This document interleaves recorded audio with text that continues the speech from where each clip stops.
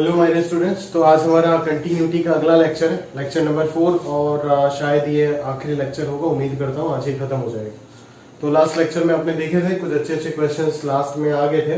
Last का दोनों problem अच्छा था बहुत, तो उसमें ध्यान से कर लीजिएगा। उस टाइप ऑफ प्रॉब्लम काफ़ी अच्छे प्रॉब्लम्स थे। तो आज और अच्छे अच्छे प्रॉब्लम्स हम देखेंगे और सारे आपके एक्सरसाइज 2 के क्वेश्चन है और उनको प्रॉपरली कीजिए। तो देखते चलिए, शुरू करते हैं। तो क्वेश्चन नंबर 2 देखते हैं। एफ एक्स दे रखा है, पूछता है एफ एक्स और एफ इनवर्स एक्स का कंटिन्यूटी चेक करके बोलो। ठीक है, एफ एक्स का कंटिन्यूटी तो डायरेक्टली दिख रहा है, एक्स इक्वल टू 0 पे फंक्शनल वैल्यू 0, LHL -1, RHL +1, तो फंक्शन डिसकंटीन्यूअस होगा एक्स इक्वल टू 1 पे। बाकी हर जगह पे क्या हो जाएगा, फंक्शन कंटीन्यूअस हो जाएगा, because polynomial functions are continuous everywhere. ये तो बिना पेन छुए एफ एक्स का कंटिन्यूटी मैंने बता दिया। बट एफ इनवर्स एक्स को बनाने के लिए क्या आप इनवर्स फंक्शन निकालोगे पहले, फिर जाकर के एफ इनवर्स एक्स का कंटिन्यूटी चेक करोगे? इससे अच्छा ग्राफ बना लो ना, वहीं से कर लोगे। समझ में आ रहा है क्या? क्लियर है मेरी बात? चलो ध्यान से देखो, एफ एक्स का ग्राफ देखते जरा, क्योंकि एफ इनवर्स एक्स को बनाने के लिए तो एफ एक्स बनाना जरूरी है ना सबसे पहले। ठीक है, तो चलिए देखते हैं एफ एक्स क्या है। एक्स ग्रेटर देन 0 पे एफ एक्स है minus of 1 plus x square. अभी 1 प्लस एक्स स्क्वायर का ग्राफ होता है ऐसे, तो 1 plus x square 1 unit shift हो जाएगा ऊपर। ठीक है, बट आपको बोला है minus of 1 plus x square. Minus of 1 plus x square मतलब यही ग्राफ नीचे आ जाएगा इस प्रकार से। समझ में आ रहा है ना? तो ये ग्राफ किसके लिए है? एक्स लेस देन 0 के लिए है। तो एक्स लेस देन 0 के लिए अगर है तो ये हिस्सा नहीं आएगा। ये सब तो मैंने ट्रांसफॉर्म किया। ठीक है, तो ब्लैक पेन से बना देते वो वाला ग्राफ। एफ एक्स का ग्राफ क्या हो जाएगा? x लेस देन 0 के लिए ग्राफ ऐसे हो जाएगा। मैंने ऑक्टेन सर्कल लगाया क्योंकि x इक्वल टू 0 पे वैल्यू क्या है? 0 है। वैल्यू क्या है? 0 है। समझ आ रहा है क्या? चलो, x ग्रेटर देन 0 के लिए क्या हो जाएगा? 1 plus x square. 1 plus x square किस प्रकार से हो जाएगा? इस प्रकार से हो जाएगा। क्लियर है? तो this is the graph of F x. जो राइट वाला हिस्सा हो गया ना, वो एफ एक्स का ग्राफ हो गया। ठीक है, तो एफ इनवर्स एक्स का ग्राफ क्या होगा?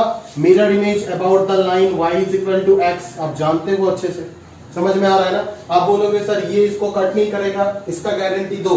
इसका गारंटी कैसे देंगे, जरा ध्यान से देखो।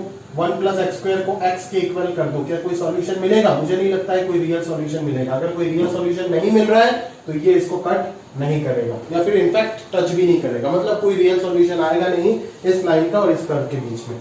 ठीक है, तो अभी y is equal to f x हमने बना दिया। अभी हमारा क्या बारी है? y is equal to f inverse x बनाओ।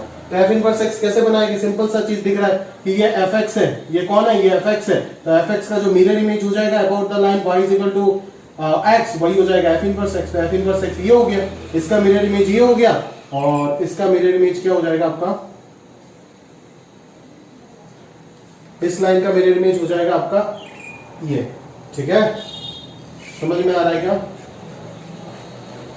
इस लाइन का मिरर इमेज हो जाएगा ऐसे। पूरा बन नहीं रहा है, मतलब प्रिसाइसली बनाओगे तो हो ही जाएगा। इस लाइन का मिरर इमेज ऐसे, इस लाइन का मिरर इमेज ऐसे। बस ध्यान रखना कि यहाँ पे ओपन और यहाँ पे भी ओपन। और बच्चे जो मिस कर जाते हैं वो क्या है कि यहाँ पे एक डॉट दिख रहा है ना, उसका मिरर इमेज तो वही होगा। ठीक है ना? तो ये पूरा पूरा रेड से जो बनाया गया है वो है आपका ग्राफ ऑफ कौन? F inverse x. समझ में आ रहा है ना? वो है आपका graph of F inverse x. तो एफ इनवर्स एक्स हो गया आपका ये रेड वाला ग्राफ। समझ में आ रहा है क्या? क्लियर है? जरा देखो तो ये किधर कंटीन्यूअस है? ये एवरीवेयर कंटीन्यूअस है। ठीक है, x इक्वल टू 0 पे एफ एक्स तो डिसकंटीन्यूअस था। x इक्वल टू 0 पे एफ एक्स तो डिसकंटीन्यूअस था, है ना? f(x) is discontinuous at x equal to 0. f(x) is discontinuous at x is equal to 0. Clearly दिख रहा है। और आप LHL RHL निकाल के भी देख सकते हो। बट f इनवर्स x जो है, क्या वो भी x इक्वल टू 0 पे डिसकंटिन्यूअस है ना? बहुत सारे बच्चे इनफैक्ट 95% बच्चे मेरे को जवाब देते हैं कि हाँ सर f इनवर्स x भी डिसकंटिन्यूअस है। अरे नालायकों, ध्यान से देखो, ये डिसकंटिन्यूटी नहीं है, ये तो फंक्शन का डोमेन में ही नहीं है इतना सा हिस्सा। समझ में आ रहा है ना? इस पॉइंट का ये पॉइंट क्या होगा? ऑब्वियसली 0,-1 और 0,1 होगा, तो इसका इनवर्स क्या हो जाएगा? मतलब रिफ्लेक्शन 1,0 और इधर -1,0। मतलब -1 से 0 यूनियन 0 से 1 इस हिस्से में तो ग्राफ एग्जिस्ट ही नहीं कर रहा है। F inverse x is not defined in this region, क्योंकि आप देखो ना क्या आएगा इधर से। अगर आप निकालना चाहते हो एफ इनवर्स एक्स तो निकाल भी सकते हो। क्या आएगा, इसको अगर मैं y मान लेता हूं तो माइनस वाई, ये हो जाएगा आपका माइनस वाई माइनस 1, ठीक है। तो plus minus under root minus x minus 1 आ जाएगा, ठीक है। तो x लेस देन 0 पे इसका जो रेंज होगा वो हो जाएगा उसका डोमेन, ठीक है ना, क्योंकि फंक्शन बाइसेक्टिव होगा। तो इसका रेंज क्या हो जाएगा भाई, इसका रेंज हो जाएगा माइनस इंफिनिटी से माइनस 1। तो उसका डोमेन क्या हो जाएगा, उसका डोमेन हो जाएगा x plus 1 should be less than 0, that is x belongs to minus infinity से माइनस 1, ठीक है। फिर 0 पे तो 0 ही होगा, है ना, x इक्वल टू 0 पे तो 0 ही होगा। और इधर अगर मैं ध्यान से देखूं तो x माइनस 1 का अंडर रूट, x माइनस 1 का अंडर रूट होगा, समझ में आ रहा है ना। तो x माइनस 1 का अंडर रूट, ऐसे तो यहाँ पे प्लस माइनस आएगा बट माइनस वाले को अपन रिजेक्ट करेंगे क्योंकि रेंज का कंसेप्ट के अकॉर्डिंग वो सेटिस्फाई नहीं करेगा, क्योंकि इसका डोमेन क्या है x लेस देन 0।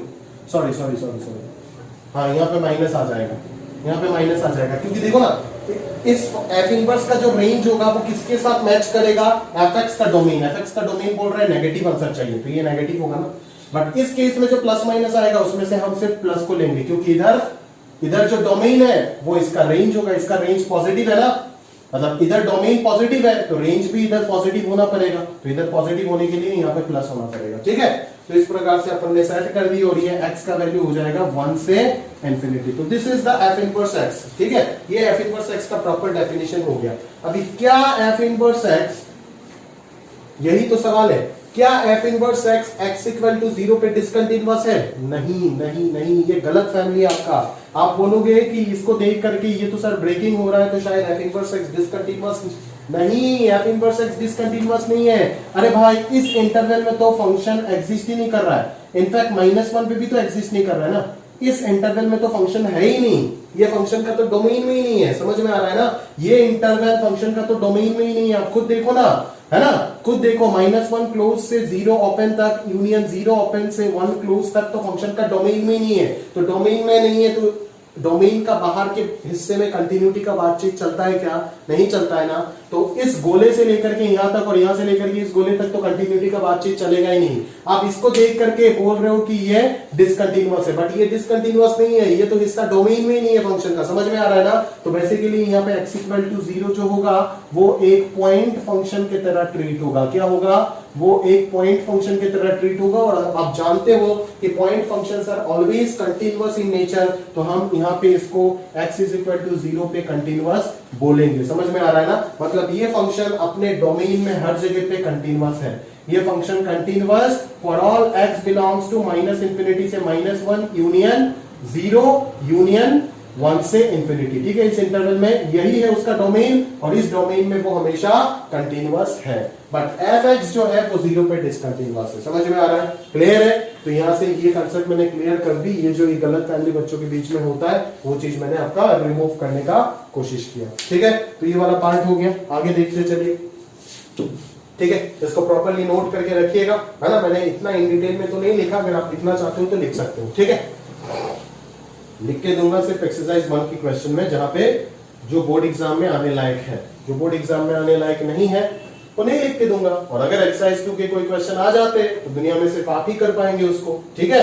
और उस चीज को लैंग्वेज लिखना आपको अच्छे से आता है, क्योंकि मैं सब कुछ बोलता जा रहा हूं, साथों साथ आप अपना कॉपी में लिख के रखो, ठीक है। यहाँ पे फंक्शन दे रखा है, फंक्शन दे करके बोलता है जंप ऑफ डिसकंटिन्यूटी निकालने के लिए। देखो बेसिकली जंप ऑफ डिसकंटिन्यूटी क्या होता है ना, द गैप बिटवीन। एक फंक्शन डिसकंटिन्यूअस क्यों होगा? जब LHL और RHL इक्वल नहीं होगा तभी तो होगा ना। तो the gap between the left hand and right hand limit is known as the jump of discontinuity. वो हमेशा पॉजिटिव क्वांटिटी होता है, तो ये नोट करके रख देना इस चीज को कि जंप ऑफ डिसकंटिन्यूटी जो होता है, ठीक है ना, वो बेसिकली हम modulus of RHL minus LHL या फिर LHL माइनस RHL कुछ भी बोलो, इसको बोलते हैं जंप ऑफ डिसकंटिन्यूटी, ठीक है। तो ध्यान से देख लेते हैं इस क्वेश्चन में कि क्या है जंप ऑफ डिसकंटिन्यूटी। पहले LHL निकाल देते हैं। LHL क्या होगा बोल? लिमिट x टेंडिंग टू, क्या होगा? Limit of f(x) x tending to π/2 minus, यही तो होगा ना LHL। चलो अगर π/2 माइनस है तो π/2 माइनस पे देख लेते हैं अंदर वाला का सिनेरियो क्या है। है ना। cot x क्या होता है भाई, पाई बाई 2 माइनस पे, जरा ध्यान से बोलो तो मुझे cot x क्या होता है, cot x pi by 2 minus पे, है ना। पाई बाई 2 पे तो ग्राफ ऐसे हो जाता है, पाई बाई 2 माइनस पे ये कहां पे जाता है, माइनस पाई बाई 2 माइनस, अच्छा ये तो पाई पे होता है, ये तो पाई पे होता है, पाई बाई 2 पे तो जीरो होता है, पाई बाई 2 माइनस पे ये क्या हो जाता है, जीरो से थोड़ा सा बड़ा, मतलब cos इनवर्स ऑफ ये क्या हो जाएगा, जीरो प्लस हो जाएगा। अगर cos inverse of zero plus है तो cos इनवर्स ऑफ जीरो कितना होता है, cos इनवर्स ऑफ जीरो हो जाता है आपका, cos इनवर्स ऑफ जीरो हो जाता है, अगर ग्राफ आप देखोगे तो इस प्रकार से होता है ना, ये होता है जीरो, जीरो प्लस में हो जाएगा, ये पाई बाई 2 होता है, पाई बाई 2 माइनस हो जाएगा, ठीक है। और पाई बाई 2 माइनस का लिमिटिंग वैल्यू हो जाएगा पाई by 2, this is the functional value, this is the limiting value, ठीक है। सिमिलरली अगर आरएचएल निकालने के तो आरएचएल क्या हो जाएगा, बोलो आरएचएल क्या हो जाएगा, limit f x tending to pi by 2 plus x tending to pi by 2 plus हो जाएगा।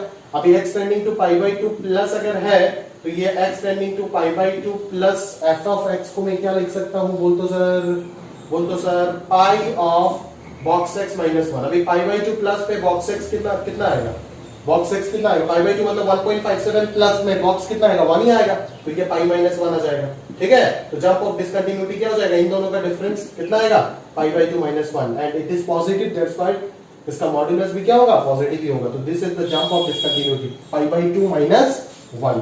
समझ में आ रहा है, क्लियर है। ये दोनों सवाल अपन ने डिस्कस कर लिया, सिंपल ही था, ठीक है ना। चलो अगला क्वेश्चन देखते हैं, fx is continuous function over the number line बोल रहा है, सच दैट दिस, क्या निकालना क्या है, अरे सवाल ही इनकम्प्लीट लिख दिया मैंने, मुझे को देखने दो,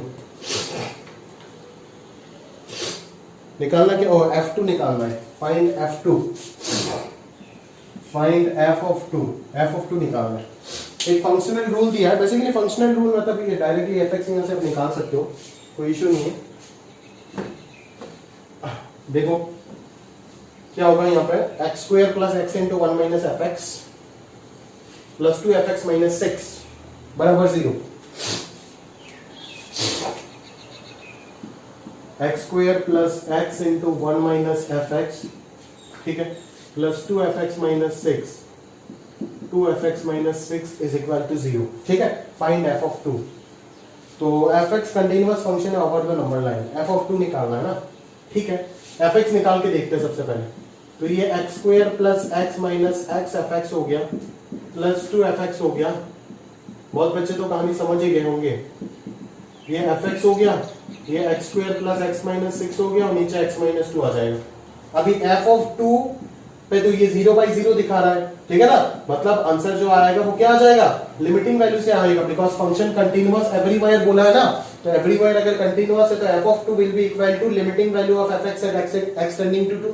समझ में आ रहा है ना, क्लियर है। अगर फंक्शन कंटीन्यूअस नहीं होता तब तो मैं ये कंडीशन नहीं लिख पाता ना, this is the limiting value continuity condition, limiting value and functional value are equal, तो इसका आंसर आप आराम से लिमिटिंग वैल्यू से निकाल सकते हो, जो कि कैंसिल हो जाएगा फैक्टर, और ये लिमिट सॉल्व करना अगर नहीं आता है तो पढ़ना छोड़ दो, ठीक है, क्लियर है।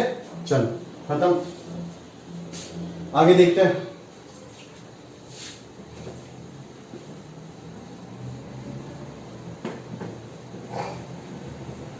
चलो आगे देखते हैं अगला question, question number 7, question number 7, ठीक है। एफ एक्स दे रखा है, गंदा फंक्शन, बोलता है कंटिन्यूअस है 4,6 पूरा कंप्लीट इंटरवल में, तो ए का वैल्यू क्या होगा बोलो। अच्छा सवाल है, देखो F X is equal to box of X minus 2 whole cube divided by A, ठीक है, साथ में है sine of X minus 2 plus A times of cosine of X minus 2, ठीक है। तो ये फंक्शन जो है वो कंटिन्यूअस है, कहां से कहां पे, 4 से 6 में ये पूरा कंटिन्यूअस दिख रहा है, तो ए का वैल्यू क्या होगा। अभी सोच कि कोसाइन फंक्शन तो हमेशा कंटिन्यूअस होता है, तो A into cosine, constant into cosine भी कंटिन्यूअस होगा, और ये भी हमेशा कंटिन्यूअस होता है, ठीक है ना, तो sum of two continuous function continuous ही होगा।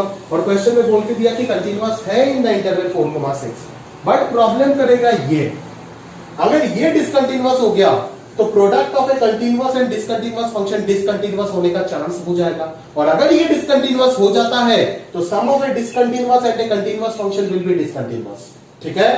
तो अकॉर्डिंग टू थ्योरम हमें ये समझ में आ रहा है कि किसी भी हालत में हम इस नलायक को डिसकंटिन्यूअस होने नहीं दे सकते हैं इन द इंटरवल 4,6।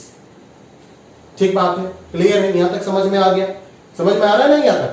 अभी ये नलायक अगर 4,6 में डिसकंटिन्यूअस नहीं होना है, ठीक है, अगर ये चीज डिसकंटिन्यूअस नहीं होना है इन द इंटरवल 4,6, तो क्या होना पड़ेगा? ये बॉक्स ऑफ समथिंग, ये तो एक्स क्यूब वाला, ये एक्स क्यूब वाला पैटर्न ऑड डिग्री पॉलिनोमियल दिख रहा है ना। Odd degree polynomial is always monotonic because ये हमेशा इंक्रीजिंग या फिर डिक्रीजिंग होगा, तो मोनोटोनिक फंक्शन होते हैं ऑड डिग्री पॉलिनोमियल्स। तो अगर मोनोटोनिक है तो हम वही रूल लगा सकते हैं कि बॉक्स के अंदर वाला अगर जहां पे इंटीजर होगा उस जगह पे फंक्शन डिसकंटिन्यूअस हो जाएगा। मतलब मुझे किसी भी हालत में इस बॉक्स के अंदर इंटीजर होने नहीं देना, क्योंकि अगर बॉक्स के अंदर इंटीजर हो गया तो ये कंप्लीट फंक्शन हो जाएगा डिसकंटिन्यूअस। अगर ये डिसकंटिन्यूअस हो गया तो डिसकंटिन्यूअस इनटू कंटिन्यूअस, डिसकंटिन्यूअस होने का चांस बन जाएगा। और अगर डिसकंटिन्यूअस ये बन गया, गारंटी नहीं बनेगा ही नहीं, अगर बन गया तो डिसकंटिन्यूअस और कंटिन्यूअस का समेशन गारंटी है डिसकंटिन्यूअस होगा फ्रॉम थ्योरम 2। ठीक है, तो हम किसी भी हालत में कंफर्मेशन के लिए इस नलायक को डिसकंटिन्यूअस होने नहीं देंगे, मतलब इसके अंदर वाले को इंटीजर होने नहीं देंगे। ठीक है, तो अभी देख लेते हैं x का वैल्यू क्या हो रहा है, 4 से 6 हो रहा है, तो x माइनस 2 क्या होगा बोल, 2 से 4 होगा। ठीक है ना, तो x माइनस 2 का होल क्यूब डायरेक्टली निकाल सकते हैं, डायरेक्टली क्यूब कर दो, कोई इशू नहीं है, because function is always increasing. Leading coefficient positive दिख रहा है ना, तो फंक्शन हमेशा क्या होगा, इंक्रीजिंग होगा। अगर इंक्रीजिंग है तो लोअर लिमिट पे लोअर मिनिमम वैल्यू आएगा और मैक्सिमम हाई इंटरवल का एक्सट्रीम पॉइंट पे जो सबसे बड़ा वैल्यू है उसमें मैक्सिमम वैल्यू आएगा। जानते ही हो ना, मिनिमम वैल्यू पे a से b पे अगर फंक्शन इंक्रीजिंग है तो a पे मिनिमम आएगा और b पे मैक्सिमम आएगा, ये सब तो पढ़ा दिया मैंने ऑलरेडी। तो x माइनस 2 होल क्यूब का वैल्यू डायरेक्टली मैं बोल सकता हूं 2 से 64 होगा। समझ में आ रहा है? तो आप इतना सा समझ गए कि ये पूरा पूरा इंटरवल 8 से 64 हो रहा है। क्या हो रहा है, 8 से 64 हो रहा है, और नीचे कौन है, a है। समझ में आ रहा है ना, नीचे कौन है, a है। अभी आप बोलो कि a का वैल्यू मैं क्या रखूं ताकि ये इंटीजर ना हो पाए। ठीक है, a का वैल्यू मैं क्या रखूं, इतना तो कंफर्म है कि इनके बीच में मैं कुछ भी नहीं रखूंगा। इनके बीच में अगर कुछ भी रखता हूं a का वैल्यू, तब तो इंटीजर होने का चांस हो जाएगा। अगर इनसे छोटा रखता हूं a का वैल्यू, 8 से अगर छोटा रखता हूं तभी कैंसिल होकर के इंटीजर होने का चांस हो जाएगा। तो डेफिनेटली सारा झंझट खत्म कर दो, a का वैल्यू ऑफ ग्रेटर देन 64 बोल दो तो काम हो जाएगा। क्यों, क्योंकि अगर a का वैल्यू 64 से बड़ा हो गया तो ये रेशियो जो होगा वो हमेशा 1 से छोटा हो जाएगा, और अगर ये रेशियो हमेशा 1 से छोटा हो गया तो इसका बॉक्स हमेशा 0 हो जाएगा, और 0 एक कंटीन्यूअस फंक्शन होता है, तो 0 के साथ ये प्रोडक्ट होकर के तो आंसर 0 हो जाएगा, और बचेगा सिर्फ cosine function which is continuous everywhere, which is continuous everywhere, मतलब इस इंटरवल में भी ये कंटीन्यूअस रहेगा। समझ में आ रहा है? तो खेल कहां पे जाके अटक रहा है, इस a पे। तो ये a का वैल्यू क्या होना पड़ेगा, 64 ओपन इंटरवल से इंफिनिटी होना पड़ेगा for this function to be continuous in the interval 4,6। Open interval, close भी नहीं ले सकते। अगर क्लोज ले लिए तो a का वैल्यू 64 कैंसिल होकर के 1 आ सकता है, और अगर ये अंदर वाला 1 आ गया तो ये बॉक्स फंक्शन डिसकंटीन्यूअस बन जाएगा। ठीक है, और डिसकंटिन्यूटी का चांस बन जाएगा, क्वेश्चन का कंडीशन सेटिस्फाई नहीं हो पाएगा। ठीक है, तो इस प्रकार से आपको उल्टा तरीके से सोच के इस क्वेश्चन को सॉल्व करना था। ठीक है, अच्छा क्वेश्चन है, अच्छा क्वेश्चन रेट करता हूं, बढ़िया सवाल है, एडवांस में बिल्कुल पूछे जा सकते हैं इस प्रकार के क्वेश्चन। ठीक है, क्लियर है? चलो अभी लास्ट क्वेश्चन देखते हैं।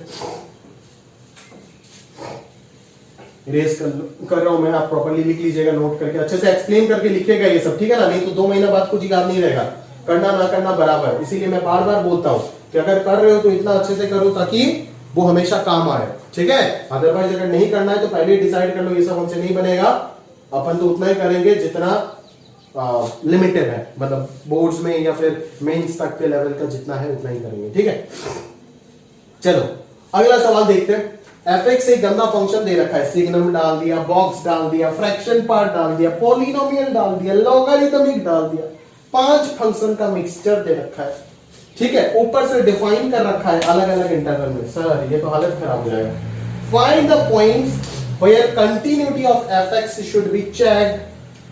कहां पे कंटिन्यूटी चेक करें पहले वो बताओ जनाब को, फिर ये बताओ कि पॉइंट्स ऑफ डिसकंटिन्यूटी क्या है।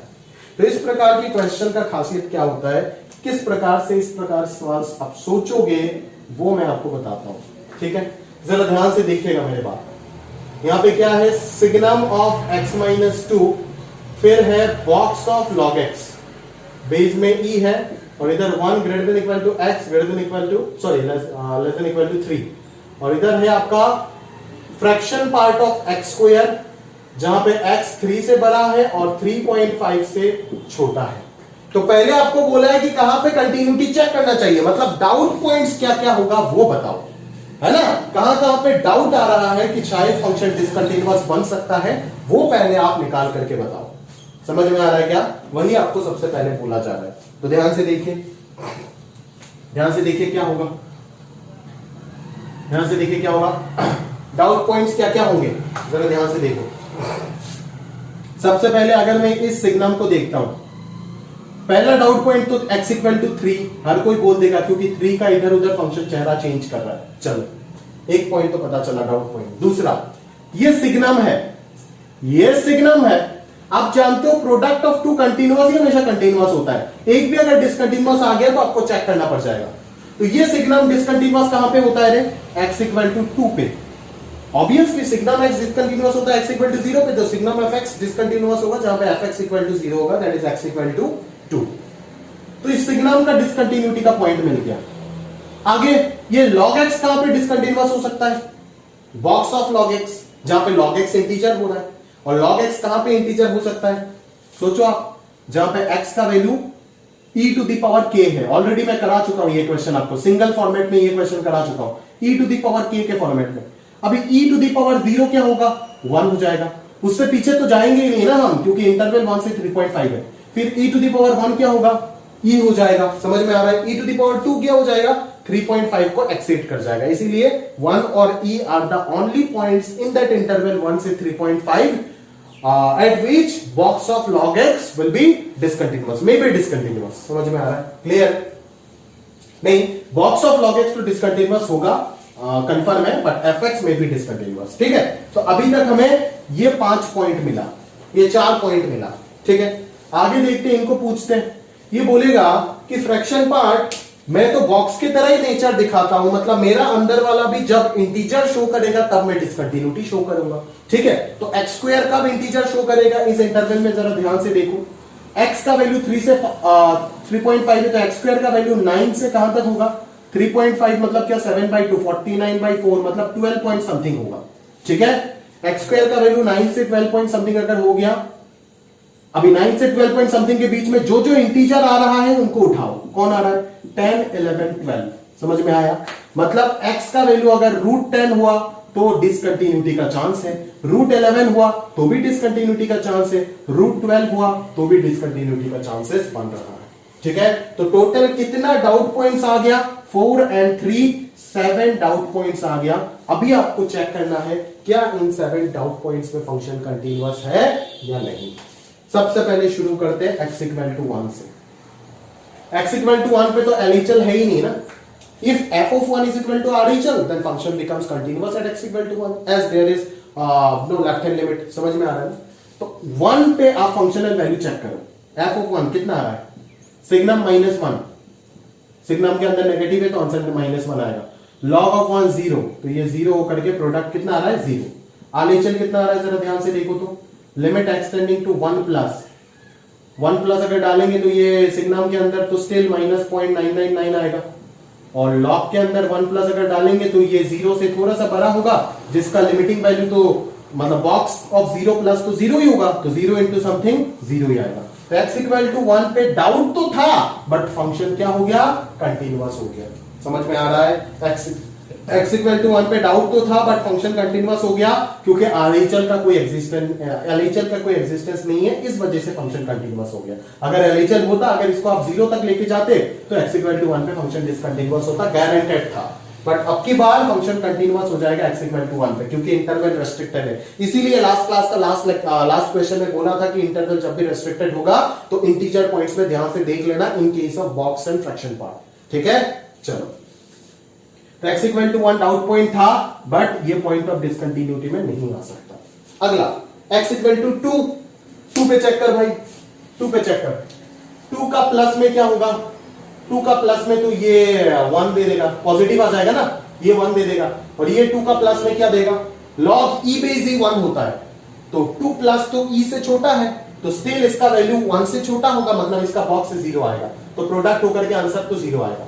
2 प्लस में आंसर 0 आ रहा है, 2 माइनस में क्या हो रहा है, 2 माइनस में ये -1 हो जाएगा, ठीक है ना, नेगेटिव, और ये तो स्टिल क्या होगा, ये तो 0 ही होगा, तो 0 इंटू समथिंग 0 हो जाएगा, मतलब 2 पे भी। अच्छा, और फंक्शनल वैल्यू चेक कर लेते हैं, फंक्शनल वैल्यू 2 पे, ये तो 0 हो रहा है, तो 0 इंटू समथिंग तो 0 होगा, मतलब 2 पे भी आपका फंक्शन कंटिन्यूअस हो गया, मतलब 2 भी पॉइंट ऑफ डिसकंटिन्यूटी में इंक्लूड नहीं हो सकता। अगला कौन है, 3 पे चेक करो, लॉग 3 बेस ये कितना होगा, 1 से थोड़ा बड़ा होगा, तो इसका बॉक्स क्या आएगा, 1 आएगा, और इधर 1 आएगा, तो 1 इंटू 1 कितना आ रहा है, 1 आ रहा है। आरएचएल चेक करो, आरएचएल भी कितना आएगा, 1 प्लस में, सॉरी 3, सॉरी एलएचएल चेक करो, एलएचएल तो 3 माइनस पे ये 1 ही होगा, और ये भी 1 होगा, तो एलएचएल भी 1 आ रहा है, और एफ ऑफ 3 भी 1 आ रहा है। आरएचएल देख लेते हैं, 3 प्लस में ये कितना होगा, ये तो 9 प्लस होगा, 9 प्लस मतलब 9.001, जिसका फ्रैक्शन पार्ट कितना हो जाता है, 0, तो आरएचएल कितना हो गया, 0। क्या एलएचएल आरएचएल सेम है, नहीं, मतलब x इक्वल टू 3 पे फंक्शन क्या हो गया, डिसकंटिन्यूअस, मतलब ये करेक्ट है, this is the point of discontinuity, यहां पे हमारा डाउट सही निकला। अभी कौन है, ई पे चेक करो, ई तो इधर है ना, तो ई का प्लस बोलो या फिर ई का माइनस बोलो, ई का प्लस बोलो या फिर ई का माइनस बोलो, आंसर क्या आएगा, आंसर क्या आएगा बोलो, ई, हाँ ई पे डाउट था ना, तो ई का प्लस बोलो तो क्या होगा, अच्छा, ई इसमें क्या, इस इंटरवल में है, तो ई का प्लस अगर देखते हैं या फिर ई का माइनस देखते हैं, सिग्नम तो 1 आएगा क्योंकि पॉजिटिव होगा, और लॉग ऑफ ई प्लस अगर होता है तो 1 प्लस आएगा, 1 प्लस का बॉक्स 1 आएगा, और लॉग ऑफ ई माइनस अगर देखते हैं तो ई से थोड़ा कम, अगर log e बेस e 1 है तो log ऑफ e से थोड़ा सा कम क्या हो जाएगा, 1 से थोड़ा सा कम, और अगर अंदर 1 से थोड़ा सा कम है तो बॉक्स कितना आ जाएगा, 0, तो 0 इंटू 1, एक लिमिट हो जाएगा 0 और दूसरा लिमिट हो जाएगा 1 इंटू 1 1, तो एलएचएल आरएचएल सेम नहीं हो रहा है, मतलब e पे भी फंक्शन डिसकंटिन्यूअस होगा, मतलब यहां पे हमारा डाउट सही निकला, ये भी पॉइंट ऑफ डिसकंटिन्यूटी होगा, ठीक है।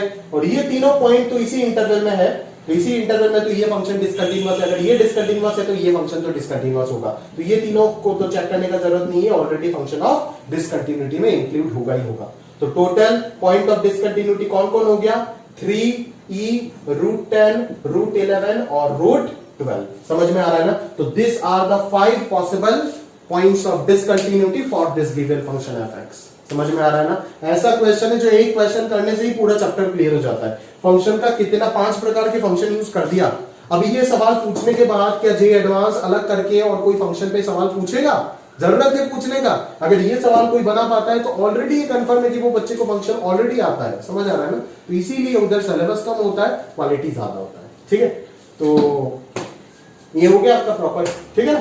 करिएगा ये सब क्वेश्चन का अच्छे से प्रैक्टिस, अच्छे से। मैंने तो बहुत ही शॉर्ट तरीके से कर दिया, आप जब बड़े हो जाओगे प्रैक्टिस करने के बाद 7-8 महीने बाद आप भी इसी प्रकार से ही एग्जाम में करोगे।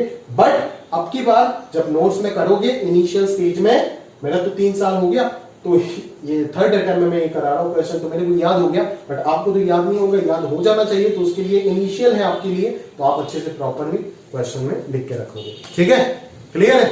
तो ये हो गया है ना। अभी हम देखते हैं और कुछ अच्छे क्वेश्चन, और वो जो लास्ट क्लास में बोला था अच्छा क्वेश्चन वो भी करा दूंगा, ठीक है। देखते हैं, बहुत बहुत तगड़ा क्वेश्चन है, मजेदार है, ठीक है। तो चलिए देखते हैं क्वेश्चन, फिर सॉल्व करते हैं। तो चलिए देखते हैं और कुछ प्रॉब्लम। यही था वो प्रॉब्लम जो लास्ट क्लास में मैं बात कर रहा था। मान लो पूरा डिफरेंशियल कैलकुलस का one of the most toughest problem आप मान सकते हो, इसका कंटिन्यूटी डिफरेंशिएबिलिटी। आप इतना दिन से मेरे को बोल रहे थे बहुत बच्चे कि सर आपने मैक्स मीन वाला कुछ कराया नहीं, ठीक है। मैक्स मीन वाला मैंने फंक्शन में तो आपको 2 ग्राफ बनाया था, बट उसके बाद ज्यादातर क्वेश्चन में इसका कैलकुलस में इंट्रोड्यूस करता हूँ, इसीलिए मैं आपको बोला था कि बाद में होगा। अभी वो वक्त आया है, अभी आप पढ़ो अच्छे से इस चीज को, ठीक है। और मैं मैक्स मीन का एक हैवी कंसेप्ट उठा रहा हूँ यहाँ पे, ठीक है ना। एक आसान कंसेप्ट नहीं, ये एक हैवी कंसेप्ट है, ध्यान से समझने का प्रयास कीजिएगा। 2 बार 3 बार में अगर समझ में आ गया तो भी बहुत बड़ी बात है, ठीक है। प्रॉपरली सोचिए, मैं कोशिश करूंगा एक ही बार में समझाने का। अगर नहीं समझा पाया तो माफ कीजिएगा, या फिर मेरे साथ वापस कांटेक्ट कीजिएगा, तो जरूर बातचीत करके समझाऊंगा, ठीक है। जैसे जैसे मैं करता जा रहा हूं वैसे वैसे आप समझते जाओ, है ना। सुपर प्रॉब्लम, ठीक है, एक्स्ट्राऑर्डिनरी प्रॉब्लम है, ध्यान से देखो।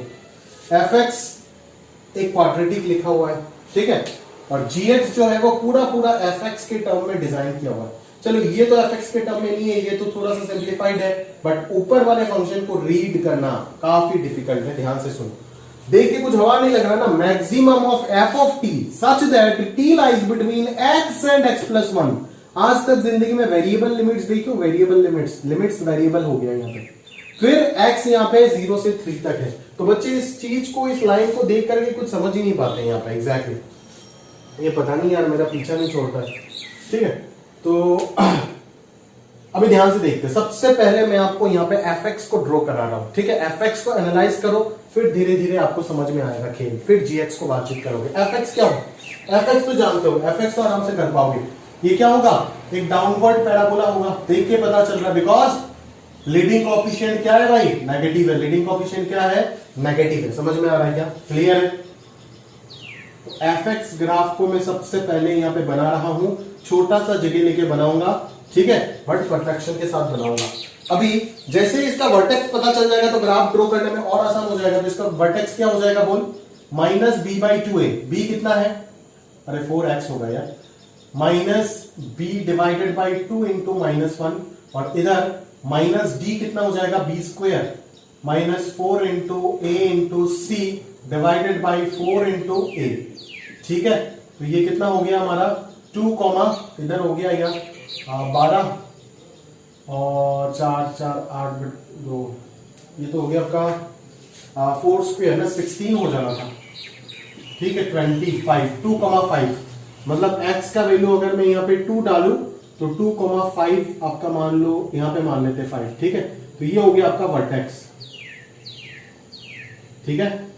अभी डाउनवर्ड पैराबोला हो जाएगा। x इक्वल टू 0 पे वैल्यू चेक करो कितना आ रहा है, x इक्वल टू 0 पे वैल्यू 1 आ रहा है, मतलब 1 तो यहाँ पे होगा, 2 3 4 5 इस प्रकार से इसको बनाओ, ठीक है ना। तो 1 से पास होगा ये,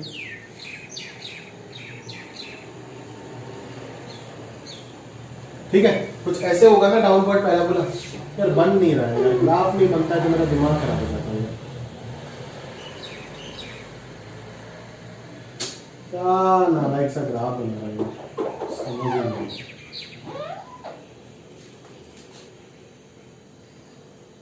सही से ट्राई लेता हूं एक बार।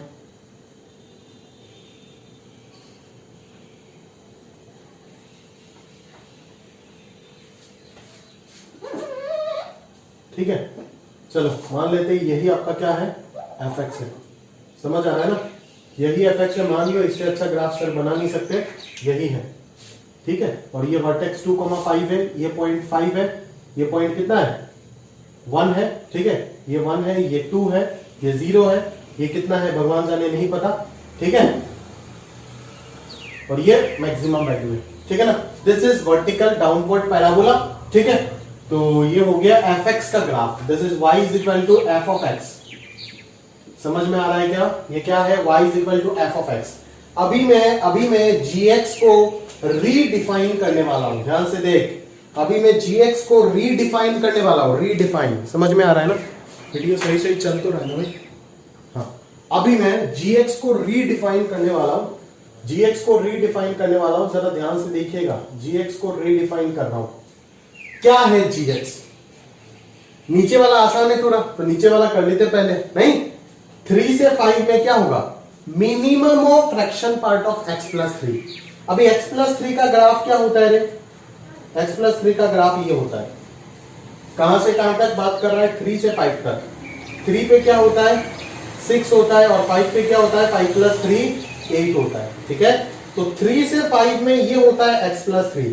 अभी इसका फ्रैक्शन पार्ट, इसका फ्रैक्शन, अच्छा ये फ्रैक्शन पार्ट नहीं है, सॉरी क्या बोल रहा हूं, ये फ्रैक्शन पार्ट नहीं है यार, ये तो कर्ली ब्रैकेट है, क्योंकि फ्रैक्शन पार्ट का इसका मिनिमम बात नहीं कर पाओगे। ये सॉरी यार, ये कर्ली ब्रैकेट है, कर्ली ब्रैकेट, ठीक है। ये कर्ली ब्रैकेट है, जैसे यहाँ पे कर्ली ब्रैकेट है ना, तो ये भी कर्ली ब्रैकेट है। समझ में आ रहा है, ये फ्रैक्शन पार्ट नहीं है। तो मिनिमम ऑफ x प्लस 3, तो x प्लस 3 का मिनिमम कौन है, ये x प्लस 3 ग्राफ है इन द इंटरवल 3 to 5, ये मैंने बना दिया। अभी इस इंटरवल में मिनिमम कौन है, 3 है ना, मिनिमम कौन है 3 है, तो पूरा इंटरवल में आंसर क्या हो जाएगा, 3 ही हो जाएगा। ध्यान से देखना, ध्यान से देखना। x प्लस 3 ये वाला ग्राफ है, 3 से 5 पे मिनिमम कौन है? 3 है। मिनिमम मतलब वैल्यू 6 है, मतलब किस वैल्यू पे मिनिमम है? 3 पे मिनिमम है और 5 पे मैक्सिमम है, क्योंकि ये इंक्रीजिंग फंक्शन है इन द इंटरवल 3 to 5।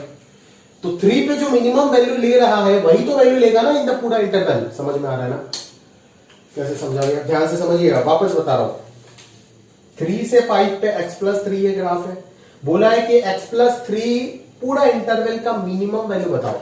समझ में आ रहा है? पूरा इंटरवल में मिनिमम वैल्यू बताओ। तो मिनिमम वैल्यू क्या है पूरा इंटरवल में? Minimum of x+3। Minimum of x+3 क्या है इन द इंटरवल? इसको रीड करो ना, वर्बली रीड करो इसको। मिनिमम चाहिए x+3 का इन द इंटरवल 3 to 5।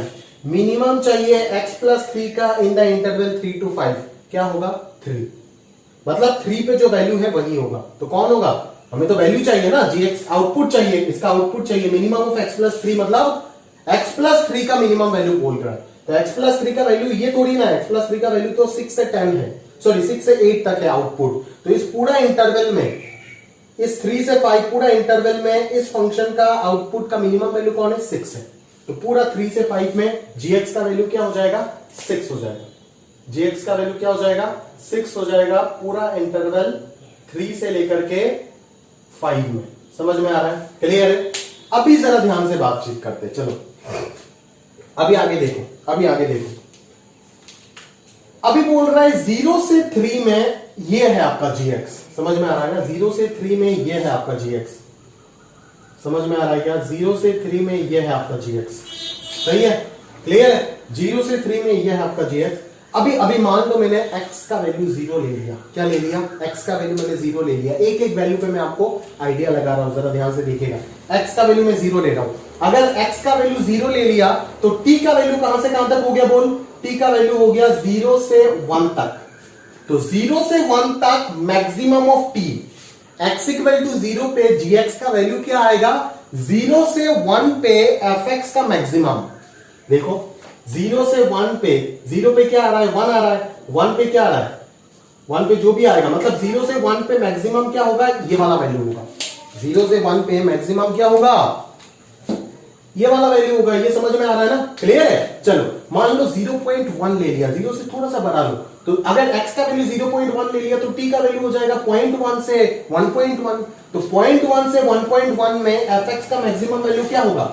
1.1 से 1.1 में fx का मैक्सिमम वैल्यू क्या होगा? 1.1 में जो वैल्यू आएगा वही तो होगा ना मैक्सिमम, क्योंकि फंक्शन इंक्रीजिंग है। हमेशा आगे वाला जो मिलेगा वही तो मैक्सिमम मिलेगा ना।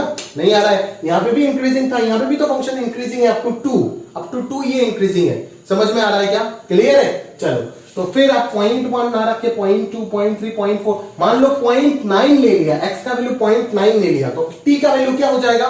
0.9 से 1.9। t का वैल्यू क्या होगा? 0.9 से 1.9। देख 0.9 ये हो गया, 1.9 ये हो गया। 0.9 से 1.9, 0.9 पे वैल्यू ये आएगा, 1.9 पे वैल्यू ये आएगा। हमें क्या चाहिए? मैक्सिमम चाहिए। मैक्सिमम कौन है? ये वाला मैक्सिमम हो गया। मतलब अप टू 2 तक जो आगे वाला है वही मिल रहा है मुझे मैक्सिमम वैल्यू। अप टू 2 तक जो आगे वाला चीज है वही मुझे क्या मिल रहा है? मैक्सिमम वैल्यू मिल रहा है। समझ में आ रहा है ना? अप टू 2 तक मतलब किसका वैल्यू? 2 तक। t का वैल्यू 2 तक, x का वैल्यू नहीं। ये अभी मैं f ऑफ t का ग्राफ रीड कर रहा हूं। इस ग्राफ को अभी f ऑफ t का graph, f of t versus t का ग्राफ रीड कर रहा हूं। सेम ही ग्राफ होगा ऑब्वियसली। ठीक है? तो x का, t का वैल्यू अप टू 2 तक हमेशा मैक्सिमम कौन सा होगा? आगे वाला होगा। हमेशा मैक्सिमम कौन सा होगा? आगे वाला होगा। समझ में आ रहा है ना? आगे वाला मतलब इनपुट में जो आगे वाला है। जब मैं 0.1 पुट किया तो 1.1 वाला हुआ। 1.1 में जो वैल्यू आएगा वही तो होगा ना आगे वाला। जब मैंने 0.9 पुट किया, 0.7 पुट किया, 0.8 कुछ भी मैंने पुट किया इन द इंटरवल 0 to 1, हमेशा मुझे आगे वाला मिला। अगर मैं 1 रख देता हूं तब तो ये 1 से t का वैल्यू क्या हो जाएगा? 1 से 2 तक हो जाएगा। क्या हो जाएगा? t का वैल्यू 1 से 2 तक हो जाएगा। t का वैल्यू क्या हो जाएगा? 1 से 2 तक। अभी देखो 1 से 2 तक मैक्सिमम क्या है? 2 वाला है। समझ में आ रहा है ना? 1 से 2 तक मैक्सिमम क्या हो गया? आगे वाला, दैट इज 2 हो गया। बट जैसे ही आप 1 को क्रॉस करोगे, दैट इज 1.1 रखोगे, तो 1.1 रखते ही ये 1.1 से कहां तक हो रहा है? 2.1। तो 1.1 से 2.1, 1.1 से 2.1, 1.1 में क्या मिल रहा है? ये 2.1 में क्या मिल रहा है? ये। बट 1.1 से 2.1 में मैक्सिमम क्या आगे वाला है? क्या 2.1 पे जो वैल्यू आ रहा है वो है? नहीं। कौन है? 2, क्योंकि ग्राफ टर्न हो चुका है। मतलब सबसे पहले इस इंटरवल में हमें तोड़ना होगा उसको, किसमें? 0 से 1 में अलग से बात करना पड़ेगा। समझ में आ रहा है ना? क्योंकि 0 से 1 को जैसे ही आप क्रॉस कर रहे हो, फंक्शन अपना नेचर को चेंज कर रहा है और मैक्सिमम वैल्यू भी अकॉर्डिंगली चेंज हो रहा है। समझ में आ रहा है ना? तो मैं इसको अगर रीडिफाइन करूं तो सबसे पहले यहां पे मैं x का वैल्यू रखूंगा कहां से कहां तक? 0 से लेकर के कहां तक? 1 तक।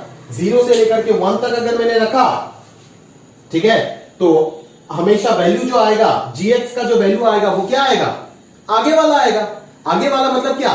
x का आगे वाला वैल्यू पे जो फंक्शन का वैल्यू है, x का आगे वाला वैल्यू पे जो, मतलब x क्या बोल रहा हूं, ये तो t है, t का आगे वाला वैल्यू पे जो फंक्शन का वैल्यू है। समझ में आ रहा है ना? इस तरीके से सोचो, 0 से 1 पे gx क्या आएगा? t का आगे वाला वैल्यू पे जो फंक्शन का वैल्यू है, मतलब t का आगे वाला वैल्यू कौन है? x plus 1, that is gx will be f of x plus 1 in the interval 0 to 1। समझ में आ रहा है? क्लियर है? अभी चलो 1 के बाद देखते हैं। अगर मैं 1.1 पे चलता हूं तब भी 2 मिल रहा है। अगर मैं 1.9 में देखता हूं, t का वैल्यू 1.9, तो 1.9 से 2.9 देख ले, जरा देख ले, 1.9 से 2.9 तक मैक्सिमम तो अभी भी मुझे 2 पे ही मिल रहा है ना? मैक्सिमम अभी भी मुझे 2 पे ही मिल रहा है। समझ में आ रहा है ना? इनफैक्ट अगर मैं x का वैल्यू 2 रखा, सॉरी बार बार x बोल रहा हूं, t का वैल्यू अगर मैं 2 रखा तो x का वैल्यू अगर मैं 2 रखा तो t का वैल्यू हो जाएगा 2 से 3। अगर आप 2 से 3 तक देखते हो तब भी मैक्सिमम कहां पे मिल रहा है? 2 पे ही मिल रहा है। समझ में आ रहा है ना? क्लियर है?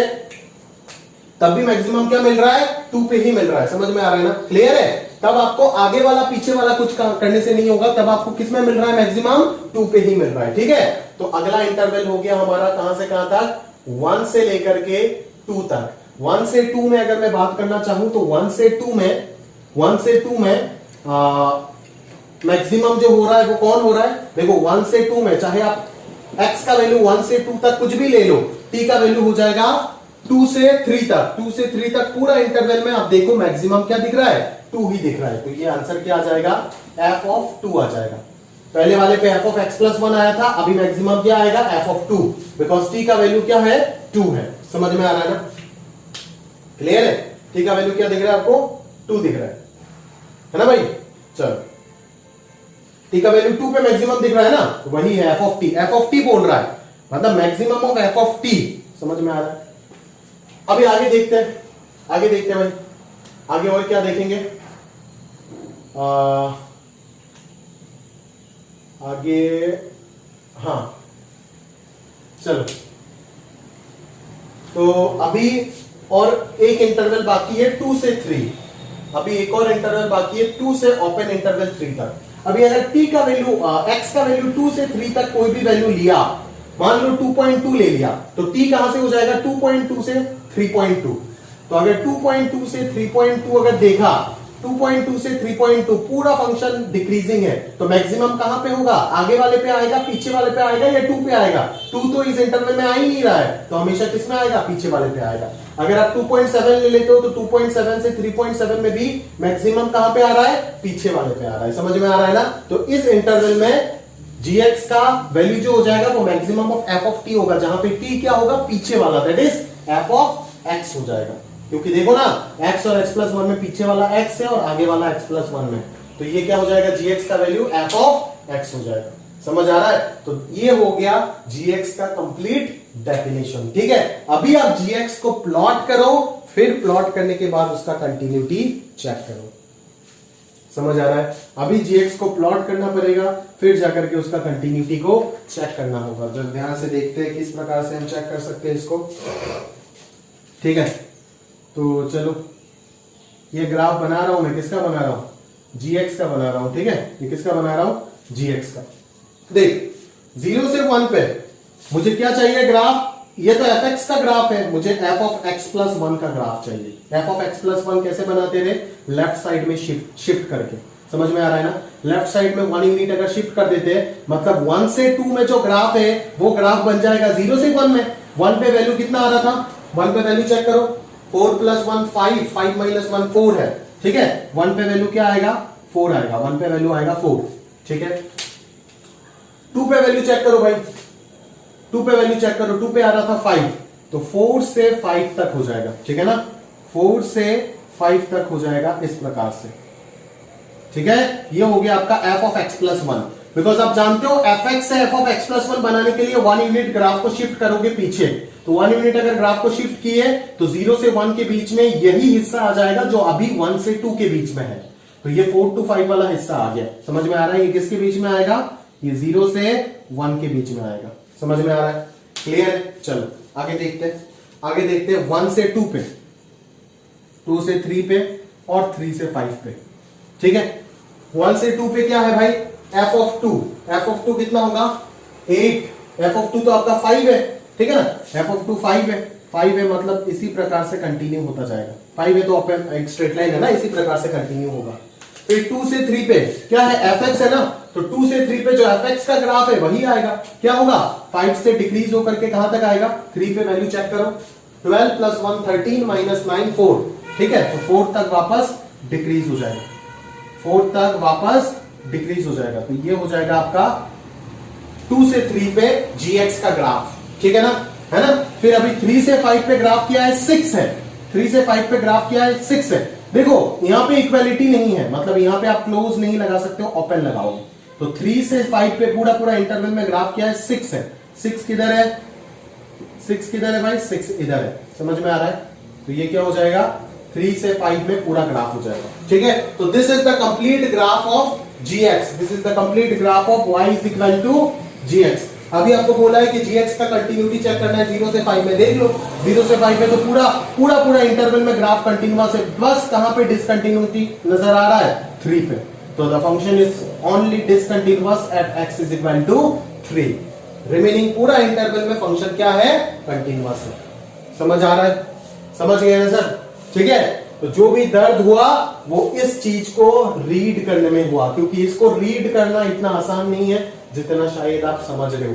क्योंकि इसको अभी समझ जाओ, नहीं तो मैं वापस इसको आपके साथ मुलाकात कराऊंगा इंटीग्रल कैलकुलस में। ठीक है, तो इसको अभी आप समझ जाओ तो बेहतर होगा। ठीक है ना, नहीं तो वापस आपको इस प्रकार की चीजें बहुत मिलेंगे रिमेनिंग पूरा कैलकुलस में। ठीक है, तो इसको समझ जाओ। मैं बार बार बोल रहा हूं, मैं भी जब पहला इस क्वेश्चन को किया था आज से बहुत दिन पहले, तो मेरे को भी ये कम से कम पहला अटेम्प्ट में तो बनना दूर की बात है, ये मेरे को 2 से 3 दिन लगा था इस चीज को प्रॉपर्ली समझने। मैंने अपनी जिंदगी में जब सबसे पहला बार इस चीज को देखा था। समझ में आ रहा है ना? तो इसके ऊपर टाइम देना पड़ेगा, प्रॉपर्ली इसको सोचना पड़ेगा, तो आप आराम से चीजों को क्लियर कर पाएंगे। बस इसको रीड करना है ना, अपने जुबान से इसको रीड करना कि gx क्या है? gx मिनिमम ऑफ x + 3 है इन द इंटरवल 3 to 5। तो इन the interval 3 to 5 minimum of x + 3 कौन है? 6 है, इसीलिए gx 6 आया। fx क्या है? gx क्या है? gx 0 से 1 में maximum of f of t है। तो f ऑफ t का मैक्सिमम क्या है? f ऑफ x + 1 है। क्यों? क्योंकि 0 से 1 हर 0 से 1 पूरा इंटरवल में हर वैल्यू के लिए f ऑफ x का जो मैक्सिमम वैल्यू दिख रहा है वो कहां पे दिख रहा है? आगे वाले पे दिख रहा है। ठीक है ना, आगे वाले पे, t का आगे वाले पे दिख रहा है। तो t का आगे वाला वैल्यू कौन है? x + 1। सिमिलरली एक में पीछे वाला वैल्यू भी मिला, और एक में जहां पे इंटरवल बीच में फंस गया, ऐसा इंटरवल जहां पे बीच में 2 फंस गया, 2 से 3 का कोई भी वैल्यू अगर उठाता हूं, जैसे 2.2, तो t फंस जाता है 2.2 से 3 नहीं, 1 से 2। 1 से 2 का कोई भी वैल्यू अगर x उठाता हूं तो x का वैल्यू मान लो 1.5, तो 1.5 अगर हो गया तो ये 1.5 से 2.5, मतलब ऐसा इंटरवल जहां पे 2 बीच में फंस गया तो उस जगह पे तो मैक्सिमम 2 ही देगा ना। तो 2 देगा मतलब 2 तो इनपुट है, 2 तो t का वैल्यू है, तो मैक्सिमम क्या आएगा? f ऑफ 2 आएगा, जो कि f ऑफ 2। समझ में आ रहा है? क्लियर है? This is the concept behind maximum minima. इस प्रकार के मैक्सिमम मिनिमा मतलब वो, मैं किसी फंक्शन का मैक्सिमम वैल्यू मिनिमम वैल्यू वो बात नहीं कर रहा हूं। इस प्रकार के मैक्स मीन का जो क्वेश्चन होता है उसके पीछे ये कंसेप्ट है। तो मैंने बहुत सॉलिड क्वेश्चन कराया है इसके ऊपर। ठीक है, बट और भी आसान क्वेश्चन डिजाइन होते हैं, और आईटीजी बहुत बार पूछ चुके हैं इस प्रकार के क्वेश्चन। ठीक है ना, मैक्स मीन पे बहुत क्वेश्चन पूछ चुके हैं वो लोग। ठीक है, हालांकि ये क्वेश्चन तो नहीं था, ये तो हैवी क्वेश्चन है, बट और भी इजियर लेवल में बहुत मैक्स मीन यूज करके पूछ चुके हैं। ठीक है, आपको प्रीवियस में मिल जाएगा। तो ये पूरा कंसेप्ट है, ध्यान से समझ गए होंगे आप। ठीक है, तो मैं उम्मीद करता हूं, मैं इसको इरेज कर देता हूं अभी। अगर समझ नहीं आता है तो मेरे साथ वापस डिस्कस कीजिएगा। अभी वीडियो पे और समय नहीं है बातचीत करने में, बहुत समय चला गया। ठीक है, चलो आगे देखते हैं, अगले क्वेश्चंस के ऊपर बातचीत कर लेते हैं। चलो ठीक है, ध्यान से देखो। fx फंक्शन दे रखा है, gx फंक्शन दे रखा है, और fx + gx का ग्राफ ड्रॉ करने बोला है और कंटिन्यूटी डिस्कस करने बोला है। ठीक है ना, तो एफ एक्स प्लस जी एक्स तो पहले आपको निकालना पड़ेगा, है ना, निकालना पड़ेगा, और कोई रास्ता नहीं है, ठीक है। या फिर कोई बच्चा तो डायरेक्टली भी चेक करके पूछ सकता है कि सर जीरो पे तो ये डिसकंटिन्यूअस है, जीरो पे ये डिसकंटिन्यूअस है, देखो सर जीरो पे ये डिसकंटिन्यूअस है, और वन पे ये क्या है, वन पे ये तो दिख रहा है मुझे 2 और इधर दिख रहा है -1, तो वन पे भी डिसकंटिन्यूअस है।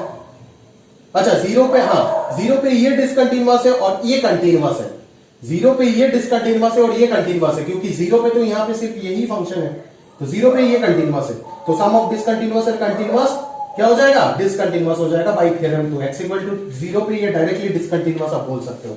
सिमिलरली x इक्वल टू 1 पे ये डिसकंटिन्यूअस है और x इक्वल टू 1 पे ये कंटिन्यूअस है, बिकॉज x इक्वल टू 1 तो इस रीजन में आता है ना, और इस रीजन में एक ही फंक्शन है, तो ये कंटिन्यूअस है, पॉलिनोमियल फंक्शन, समझ में आ रहा है ना। तो sum of continuous and discontinuous वापस क्या हो जाएगा, डिसकंटिन्यूअस, मतलब x इक्वल टू 0 और 1 पे fx प्लस gx डिसकंटिन्यूअस आएगा, वो तो आप देख के ही कमेंट कर सकते हो, बस उसका ग्राफ बनाने के लिए मुझे इसको डिफाइन करना पड़ेगा। तो डिफाइन कैसे करते हैं, ओरिजिनल मेथड क्या है बता देता हूं, चलो ऑलरेडी मैं सिखा चुका हूं ये सब आपको, ठीक है। ध्यान से देखो, प्रॉपर्टी डिफाइन करो, x प्लस 1 किसके इर्द गिर्द घूमेगा, -1 के इधर उधर, तो x अगर -1 से छोटा है तो f mod of x plus 1 will be -x -1, ठीक है ना। x अगर -1 से बड़ा और 0 से अगर छोटा है तो ये क्या हो जाएगा, ये हो जाएगा आपका x प्लस 1, ठीक है। फिर x अगर ग्रेटर देन 0 है तो ये हो जाएगा x। अभी इसको अगर डिफाइन करते हैं तो ये क्या हो जाएगा, x अगर 0 से बड़ा है, x अगर 0 से छोटा है तो ये हो जाएगा, ठीक है। फिर x अगर 0 से बड़ा और 1 से छोटा है तो ये क्या हो जाएगा, x प्लस 1, ठीक है। और x अगर 1 से बड़ा है और ये किसके आसपास घूमेगा, 2 के आसपास घूमेगा, ठीक है ना। x अगर 1 से बड़ा और 2 से छोटा है तो ये हो जाएगा 2 minus x, that is minus minus plus x minus 2 हो जाएगा। और x अगर 2 से बड़ा हो गया तो ये हो जाएगा x माइनस 2, माइनस लगने के बाद 2 माइनस एक्स हो जाएगा, ठीक है। तो अलग अलग कितना इंटरवल मिला जरा ध्यान से देखो, इधर -1 मिलता है, इधर 0 मिलता है उधर, और यहाँ पे 0 1 2 0 1 2, मतलब ये 5 इंटरवल, 1 2 3 4 5 इंटरवल मिल रहा है, समझ में आ रहा है ना, क्लियर है। तो fx प्लस gx जो मैं निकालूंगा वो अलग अलग 5 इंटरवल में मुझे डिफाइन करना पड़ेगा, समझ में आ रहा है। सबसे पहला इंटरवल क्या होगा, -1 से छोटा, फिर अगला इंटरवल क्या होगा, 0 से 1, ठीक है, 0 से -1, फिर अगला इंटरवल होगा 0 से 1, फिर उसके बाद वाला इंटरवल होगा 1 से 2, फिर उसके बाद वाला इंटरवल होगा 2 से बड़ा, ठीक है। -1 से छोटे वाले पे fx ये है और gx यही होगा ऑब्वियसली, ठीक है ना। तो दोनों को सम कर देंगे तो क्या आ जाएगा, -2x आ जाएगा, क्या आ जाएगा, -2x आ जाएगा। फिर इस इंटरवल में -1 से 0, -1 से 0 वाले इंटरवल में fx तो ये है और gx तो स्टिल ये है, तो दोनों को अगर ऐड कर दोगे तो आंसर 2 आ जाएगा। फिर 0 से 1 में ये चेंज हो गया x प्लस 1 और ये हो गया x, तो दोनों का सम कर दोगे तो क्या आ जाएगा, 2x प्लस 1, ठीक है। फिर अभी 0 से बड़ा हमेशा ये x ही होगा, मतलब x को बाकी सबके साथ जोड़ दो तो रिमेनिंग आंसर मिल जाएगा, ये 2x माइनस 2 हो जाएगा और ये 2 हो जाएगा, समझ में आ रहा है ना। ये 5 अलग अलग आंसर में अलग अलग चीज मिल चुका है, अभी बस इक्वालिटी देखना है, ठीक है। तो -1 पे तो ये 0 होगा, है ना, -1 पे तो ये 0 है और -1 पे ये कितना है, 2 है, तो -1 पे इक्वालिटी 2, चाहे यहां पे लगाओ या फिर यहां पे लगाओ कोई फर्क नहीं पड़ता है। 0 पे देखो यहां पे भी 1 आएगा, यहां पे भी, अच्छा यहां पे 0 पे अलग अलग आ रहा है, तो 0 पे देख लेते हैं कितना है, 0 पे यहां पे आंसर 1 आ रहा है और 0 पे यहां पे आंसर 1 आ रहा है, तो 1 प्लस 1 2 है, ठीक है। तो यहां पे इक्वालिटी आएगा, यहां पे नहीं आ सकता क्योंकि यहां पे 0 पे आंसर 1 आ रहा है, समझ में आना, क्लियर है। चलो तो अगर मैं आगे देखता हूं तो 1 पे अगर मैं बात करूं तो 1 पे इधर भी 3 आ रहा है और इधर 0 आ रहा है, तो 1 पे भी देखना पड़ेगा। 1 पे यहाँ पे क्या आ रहा है, 1 आ रहा है और यहाँ पे आ रहा है 2, तो 2 प्लस 1 कितना होगा, 3 कौन दे रहा है, ये दे रहा है, तो यहाँ पे आएगा इक्वालिटी, ठीक है। इक्वालिटी कहाँ पे आएगा, ऊपर आएगा ना, नीचे नहीं आ सकता, बिकॉज नीचे तो आंसर 3 नहीं आ रहा है, देखो ना 2 माइनस 2 0 आ रहा है। अभी 2 पे देख लेते, 2 पे क्या आ रहा है, इधर 2 आ रहा है और इधर 0 आ रहा है, तो आंसर 2 आएगा, तो 2 पे यहाँ पे लगा देते क्लोज, ठीक है। और क्या बाकी है, 0 हो गया, 1 हो गया, 2 हो गया, -1 हो गया, सारे जगह पे इक्वालिटी लगा दिया। अभी इसका कंटिन्यूटी चेक कर दो, कहां पे, -1 0 1 2, बाकी जगह पे तो बाकी इंटरवल में तो ये कंटिन्यूअस होगा क्योंकि पॉलिनोमियल फंक्शन है सारे के सारे, ठीक है ना, तो ये तो कंटिन्यूअस होगा, कंफर्म है। बट डाउट कहां पे है, इन चारों पॉइंट पे, तो चेक कर लो कहां पे कंटिन्यूअस है कहां पे नहीं है। -1 पे तो कंटिन्यूअस होगा, देख के पता चल रहा है, -1 पे कंटिन्यूअस होगा। 0 पे अगर मैं देखूं तो 0 पे कंटिन्यूअस नहीं होगा। 1 पे अगर मैं देखूं तो LHL 1 हो रहा है और RHL 0 हो रहा है, तो 1 पे भी कंटिन्यूअस नहीं होगा।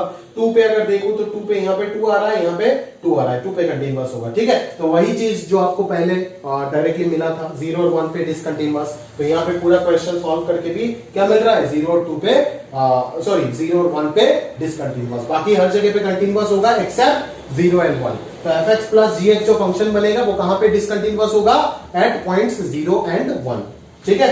और इसका अगर ग्राफ बनाना चाहते हो तो बना सकते हो, बस अलग अलग इंटरवल बना लो और ग्राफ ड्रॉ कर लो, खत्म बात, ठीक है ना। इसका ग्राफ और क्या सिखाऊंगा, ठीक है। -1 के उधर, ठीक है, -1 से 0 के बीच में, 0 से 1, 1 से 2 और 2 के इधर, 2 के इधर कौन है, कांस्टेंट फंक्शन 2 है, फिर 1 से 2 के बीच में 2x - 2 है, 1 पे देखो कितना होगा 0 और फिर 2 पे देखो कितना होगा, तो ऐसे हो जाएगा, ठीक है। फिर 0 से 1 के बीच में 2x + 1, तो 0 पे तो 1 हो रहा है, 0 पे तो 1 हो रहा है और 1 पे हो रहा है ये कितना, 2x + 1, दैट इज 2x + 1, 2 + 1 3, ठीक है, ऐसे हो रहा है, ऐसे है ना। फिर -1 से 0 के बीच में तो ये 2 है, 2 मतलब ऐसे, 2 मतलब ऐसे, इस वाले लाइन को कंटिन्यू करेगा और 3 तो मतलब आपका ऐसे हो जाएगा, 3 तो थोड़ा ऊपर जाएगा ना 3, ठीक है, तो 3 तो थोड़ा ऊपर जाएगा, ठीक है ना, ऐसे हो जाएगा। और -1 के उस तरफ क्या है, -2x, तो -2x क्या हो जाएगा, 2, इस तरफ हो जाएगा ग्राफ। तो दिस इज द ग्राफ, ठीक है। अभी मैं इक्वालिटी देख लेता हूँ, -1 पे इक्वालिटी है तो यहाँ पे तो ये ज्वाइन होगा, बिल्कुल सही है, ऐसे होगा। 0 पे आंसर क्या है, x = 0 पे आंसर क्या है, 2 है, x = 0 पे आंसर 2 है, तो 2 तो ये पॉइंट है, मतलब यहाँ पे क्या आएगा, ओपन सर्कल आ जाएगा, ठीक है। 1 पे आंसर क्या है, 1 पे आंसर है 3, तो 1 पे आंसर 3 मतलब यहाँ पे क्लोज्ड होगा और यहाँ पे क्या हो जाएगा, ओपन सर्कल हो जाएगा। 2 पे आंसर क्या है, 2 पे आंसर 2 है, मतलब यहाँ पे भी क्लोज्ड होगा और उसके बाद कांस्टेंट चलता जाएगा। तो this is the graph of fx + gx, ठीक है, क्लियरली दिख रहा है, देखो x = 0 पे डिसकंटिन्यूटी और x = 1 पे डिसकंटिन्यूटी हो रहा है, बाकी हर जगह पे ये कंटिन्यूअस है, समझ में आ रहा है। तो पूरा इसको पूरा एनालाइज करके दे दिया, ग्राफ भी बना दिया, इस मेथड से भी बता दिया, डिफाइन करके और डायरेक्टली भी बता दिया कि कैसे करोगे, ठीक है। थ्योरम यूज करके देखो कितना शॉर्टकट से डायरेक्टली हो गया, ठीक है ना, समझ में आ रहा है ना। डायरेक्टली दिख रहा है ये 0 पे कंटिन्यूअस, डिसकंटिन्यूअस और ये 0 पे कंटिन्यूअस, तो sum of continuous and discontinuous will be discontinuous, तो x = 0 पे डिसकंटिन्यूअस हो जाएगा। ये 1 पे डिसकंटिन्यूअस, ये 1 पे कंटिन्यूअस, तो sum of discontinuous and continuous again discontinuous, तो x = 1 पे भी डिसकंटिन्यूअस हो जाएगा, ठीक है। क्लियर है भाई, चलो आगे देखते हैं, आगे देखते चलो अगला क्वेश्चन, ठीक है ना। इस प्रकार के क्वेश्चन फंक्शन में लिमिट में हर जगह पे करके आए हो, रैशनल इरेशनल का कहानी, ठीक है। तो इस क्वेश्चन को समझाने के लिए मैं एक और क्वेश्चन का हेल्प लेता हूं, ठीक है। मैं आपको ये क्वेश्चन समझाता हूं, ठीक है ना। बेसिकली डायरेक्ट फंक्शन है, आप जानते हो अच्छे से ये, ठीक है ना। fx = 1 0, 1 कब होगा, जब x बिलोंग्स टू q होगा और 0 कब होगा, जब x not belongs to q होगा, ठीक है। तो इसका अगर मैं कंटिन्यूटी का बात करूं आपसे, तो मान लो कोई भी रैंडम पॉइंट पे आप कंटिन्यूटी चेक करना चाहते हो, x = a पे, क्या चेक करोगे, LHL क्या होगा, x tending to a - f(x) होगा। अभी सोचना, a - पे जो f(x) का वैल्यू होगा वो मैं कैसे बता सकता हूं, क्योंकि a का माइनस पे, a का जस्ट पीछे, a मान लो कोई भी है, चाहे इंटीजर नॉन इंटीजर कोई भी हो, a मान लो 3.2 है, 3.2 के जस्ट पीछे जो वैल्यू होगा वो रैशनल होगा या इरेशनल होगा, दुनिया में किसी को नहीं पता। तो इसका आंसर मुझे क्या बोलना पड़ेगा, 0 और 1, या तो 0 या तो 1, 0 और 1 के बीच में वो ऑसिलेट करता रहेगा, मतलब सारे वैल्यू नहीं लेगा, कभी 0 कभी 1, कभी 0 कभी 1, कभी 0 कभी 1, ऐसे ऑसिलेट करता रहेगा, समझ में आ रहा है। सिमिलरली RHL का भी वही प्रॉब्लम आएगा, वो भी 0 और 1 होगा, ठीक है। तो ये इस प्रकार से ऑसिलेट करता रहेगा ना, तो कभी हम बोल ही नहीं पाएंगे, इसका लिमिट कभी एग्जिस्ट कर ही नहीं पाएगा, इसीलिए हम क्या बोल पाएंगे, क्या बोलेंगे कि ये फंक्शन क्या होगा, डिसकंटिन्यूअस हो जाएगा, समझ में आ रहा है ना। ऐसा कोई भी पॉइंट नहीं मिलेगा जहां पे ये कंटिन्यूअस होगा, ऐसा कोई भी पॉइंट नहीं मिलेगा जहां पे ये फंक्शन कंटिन्यूअस होगा, बट ऐसा कोई पॉइंट मिल सकता है जहां पे ये फंक्शन कंटिन्यूअस होगा।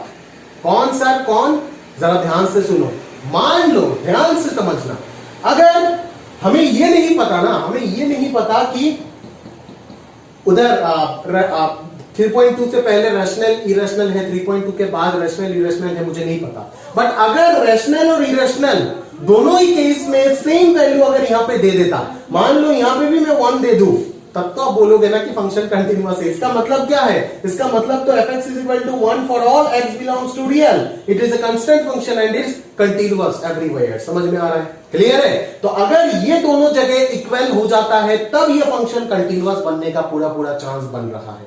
समझ में आ रहा है? तो इस चीज को अगर समझ जाते हो तब ये क्वेश्चन तो एक झटके में सॉल्व कर दोगे। बोला है कि x का कौन सा वैल्यू के लिए ये फंक्शन हमेशा कंटिन्यूअस होगा, तो वही चीज कहीं पे भी अगर आप कंटिन्यूटी चेक करना चाहते हो तो वही प्रॉब्लम होगा, रैशनल इरेशनल। अगर रैशनल होता है तो ये x होगा आंसर, अगर इरेशनल होता है तो 1 - x होगा आंसर। तो कंटिन्यूटी कभी शो ही नहीं कर पाएगा। बट अगर हकीकत में इसको कंटिन्यूअस होना है तो आप जानते हो, बोल के दे दिया क्वेश्चन में कंटिन्यूअस, मतलब आप जानते हो ये कंटिन्यूअस तभी हो सकता है जब रैशनल इरेशनल दोनों जगह पे वैल्यू क्या हो जाएगा, सेम हो जाएगा। दैट इज x और 1/x क्या हो जाएगा, सेम, मतलब x का वैल्यू क्या होगा, हाफ होगा। तो अगर x का वैल्यू हाफ होता है तभी जाकर के ये पॉइंट, ये फंक्शन कंटिन्यूअस हो सकता है। दूसरे किसी भी x के वैल्यू के लिए ये फंक्शन कभी भी कंटिन्यूअस नहीं हो सकता है। This type of nature is called single point continuity. क्या बोलते हैं उसको? Single point continuity. जहां पे फंक्शन सिर्फ इकलौता एक ही पॉइंट पे कंटिन्यूअस होता है, उसी जगह को हम, उसी टाइप ऑफ फंक्शंस का कंटिन्यूटी नेचर को बोलते हैं सिंगल पॉइंट कंटिन्यूटी। ठीक है, आपका शीट में शायद मैंने ये चीज देख के भी दिया है, देख लेते हो एक बार दिया या फिर नहीं दिया। हाँ, the functions which are continuous at only one or some points only are said to have this type of discontinuity। हाँ, सिंगल पॉइंट कंटिन्यूटी क्या बोल रहे हो? डिसकंटिन्यूटी। यहाँ पे सिंगल पॉइंट डिसकंटिन्यूटी लिखा हुआ है, समझ में आ रहा है? ठीक है, तो x इक्वल टू अगर हाफ हो जाए, तो हाफ अगर यहाँ पे हो जाए तो ये भी हाफ हो जाएगा, ये भी हाफ हो जाएगा। तो 3.2 से पहले चाहे रैशनल हो या फिर इरेशनल हो, कोई फर्क नहीं पड़ता है। ये चीज जो है वो हमेशा क्या रहेगा, कंटिन्यूटी, कंटिन्यूअस रहेगा। समझ में आ रहा है ना? क्लियर है? ठीक है, जहां पे फंक्शन सिर्फ इकलौता एक ही पॉइंट में कंटिन्यूअस होगा, उसी चीज को हम क्या बोल सकते हैं, इस नेचर का बोल सकते हैं। जहां पे रैशनल इरेशनल दोनों को इक्वल कर दो, आपको x का वैल्यू मिल जाएगा। ठीक है, क्योंकि आप जानते हो कि रैशनल और इरेशनल प्रॉब्लम कर रहा है, उस प्रॉब्लम को रिमूव करने के लिए अगर फंक्शन को कंटिन्यूअस बनाना है तो रैशनल हो या फिर इरेशनल हो, दोनों जगह पे फंक्शन का वैल्यू सेम होना पड़ेगा। और उसी को सेम करने के लिए x का जो वैल्यू आ जाता है वही हो जाएगा x का possible value for which the given function is continuous. ठीक है, क्लियर है? तो यहां तक अपन ने पूरा बातचीत कर लिया। ठीक है, अभी हम जो भी बातचीत करेंगे वो हमारा नेक्स्ट और लास्ट टॉपिक है इस चैप्टर का, इंटरमीडिएट वैल्यू थ्योरम। उसके ऊपर बातचीत कर लेते हैं, फिर ये चैप्टर कंप्लीट हो जाएगा। ठीक है, चलिए देखते हैं कुछ। तो चलिए और कुछ लास्ट टॉपिक देख लेते हैं इस चैप्टर का, इंटरमीडिएट वैल्यू थ्योरम, IVT। बहुत इंपॉर्टेंट है, जेईई एडवांस का बहुत फेवरेट टॉपिक है, क्वेश्चन बहुत पूछे गए हैं और यूज बहुत जगह पे, सिर्फ कैलकुलस में नहीं। देखिए ना, उस दिन इनवर्स ट्रिग्नोमेट्रिक फंक्शन का वो जो 2018 में क्वेश्चन आया था, साइन इनवर्स वाला इतना बड़ा, उसमें लास्ट में जो क्यूबिक आया था वो IVT के बिना आंसर ही नहीं निकलता है। ठीक है ना, IVT का एप्लीकेशन था। समझ में आ रहा है ना? तो काफी इंपॉर्टेंट थ्योरम है, जे एडवांस पॉइंट ऑफ व्यू से, बोर्ड में ये सिलेबस में नहीं है।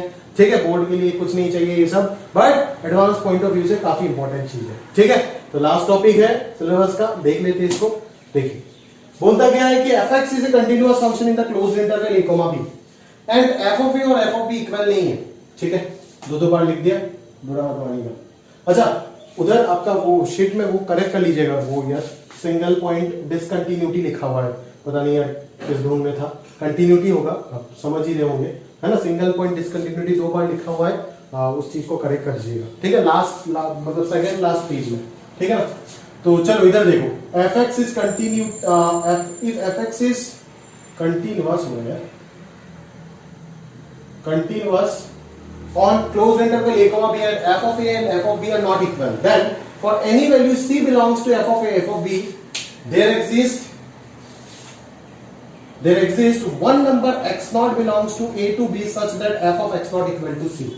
मतलब a से b पे अगर आपका फंक्शन कंटिन्यूअस है, a से b पे अगर आपका फंक्शन कंटिन्यूअस है, तो f of a और f of b के बीच में ऐसा एक वैल्यू जरूर मिलेगा जिसका इनपुट जो है वो a, b इंटरवल में लाई करेगा। तो ऑब्वियस चीज है, बड़ी सिंपल चीज है कि देखो ना, एटलीस्ट बोला है, एटलीस्ट, इस चीज को ध्यान देना, देयर एग्जिस्ट एटलीस्ट होगा, at least one number, that there exist at least one number x not belongs to a, b such that f of x not equal to c।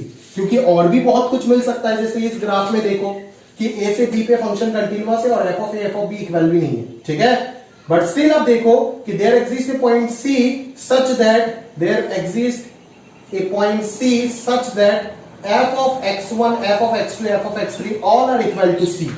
तो there exist at least one number, एक value तो ऐसा exist करेगा ही x not, जिसके लिए function का value c आएगा, जो कि उस इंटरवल में बिलोंग करेगा, ठीक है। बट जरूरी नहीं है कि हमेशा एक ही होगा, एक से ज्यादा भी हो सकता है, आप देख सकते हो, ठीक है। बट ऐसे नहीं हो सकता है कि एक इनपुट से 3 आउटपुट, नहीं तो ये फंक्शन ही नहीं होगा, ठीक है ना। आप ये समझ सकते हो, मिनिमम फंक्शन के केस में ये पॉसिबिलिटी हो जाएगा, ठीक है। तो सबसे जरूरी बात कि इस थ्योरम के लिए फंक्शन का कंटीन्यूअस होना जरूरी है। अगर फंक्शन कंटीन्यूअस नहीं है किसी पॉइंट पे, तो ये थ्योरम वैलिड नहीं होगा। Continuity must be needed in the whole interval, समझ में आ रहा है।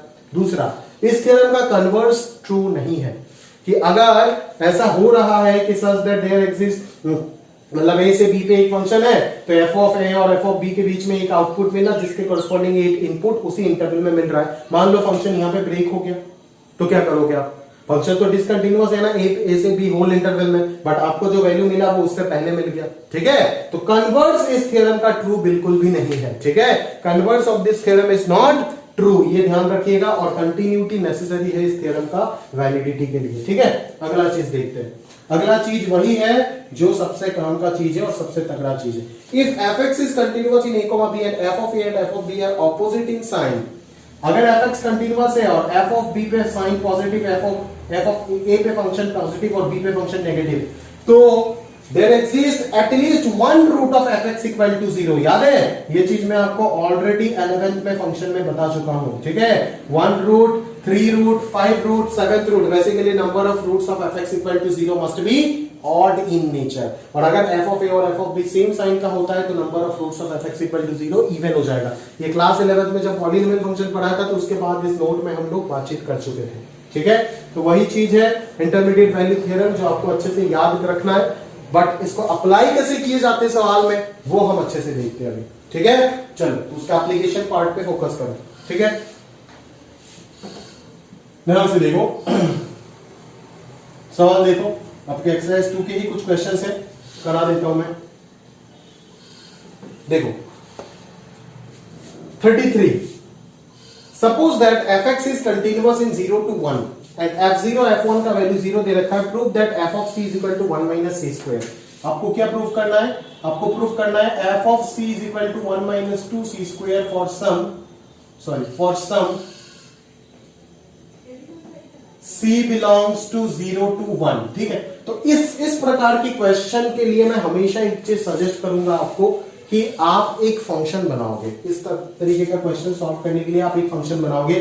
सेम पैटर्न के क्वेश्चन हम मोनोटोनिसिटी में भी करेंगे, एप्लीकेशन ऑफ डेरिवेटिव का चैप्टर नंबर 2 पे, ठीक है। उधर भी हम लोग ये सब करेंगे, बट मैं अभी आपको ये चीज सिखा रहा हूं कि इस प्रकार की चीजों को सॉल्व करने के लिए बेटर है कि आप एक फंक्शन डिफाइन करो, ठीक है। वो फंक्शन आप अपना बना पाओगे। कैसे बनाना है जरा ध्यान से देखो। सब कुछ इधर भेज दो, सब कुछ इधर भेज दो, एलएचएस में सब कुछ भेज दो, जिसको प्रूफ करना है उसी से फंक्शन बनाओगे, ठीक है। एलएचएस में सब कुछ भेज दो, भेजने के बाद मतलब ये सिर्फ प्रूविंग टाइप के क्वेश्चंस में ही होते हैं, ऐसे समझ में आ रहा है ना, ठीक है।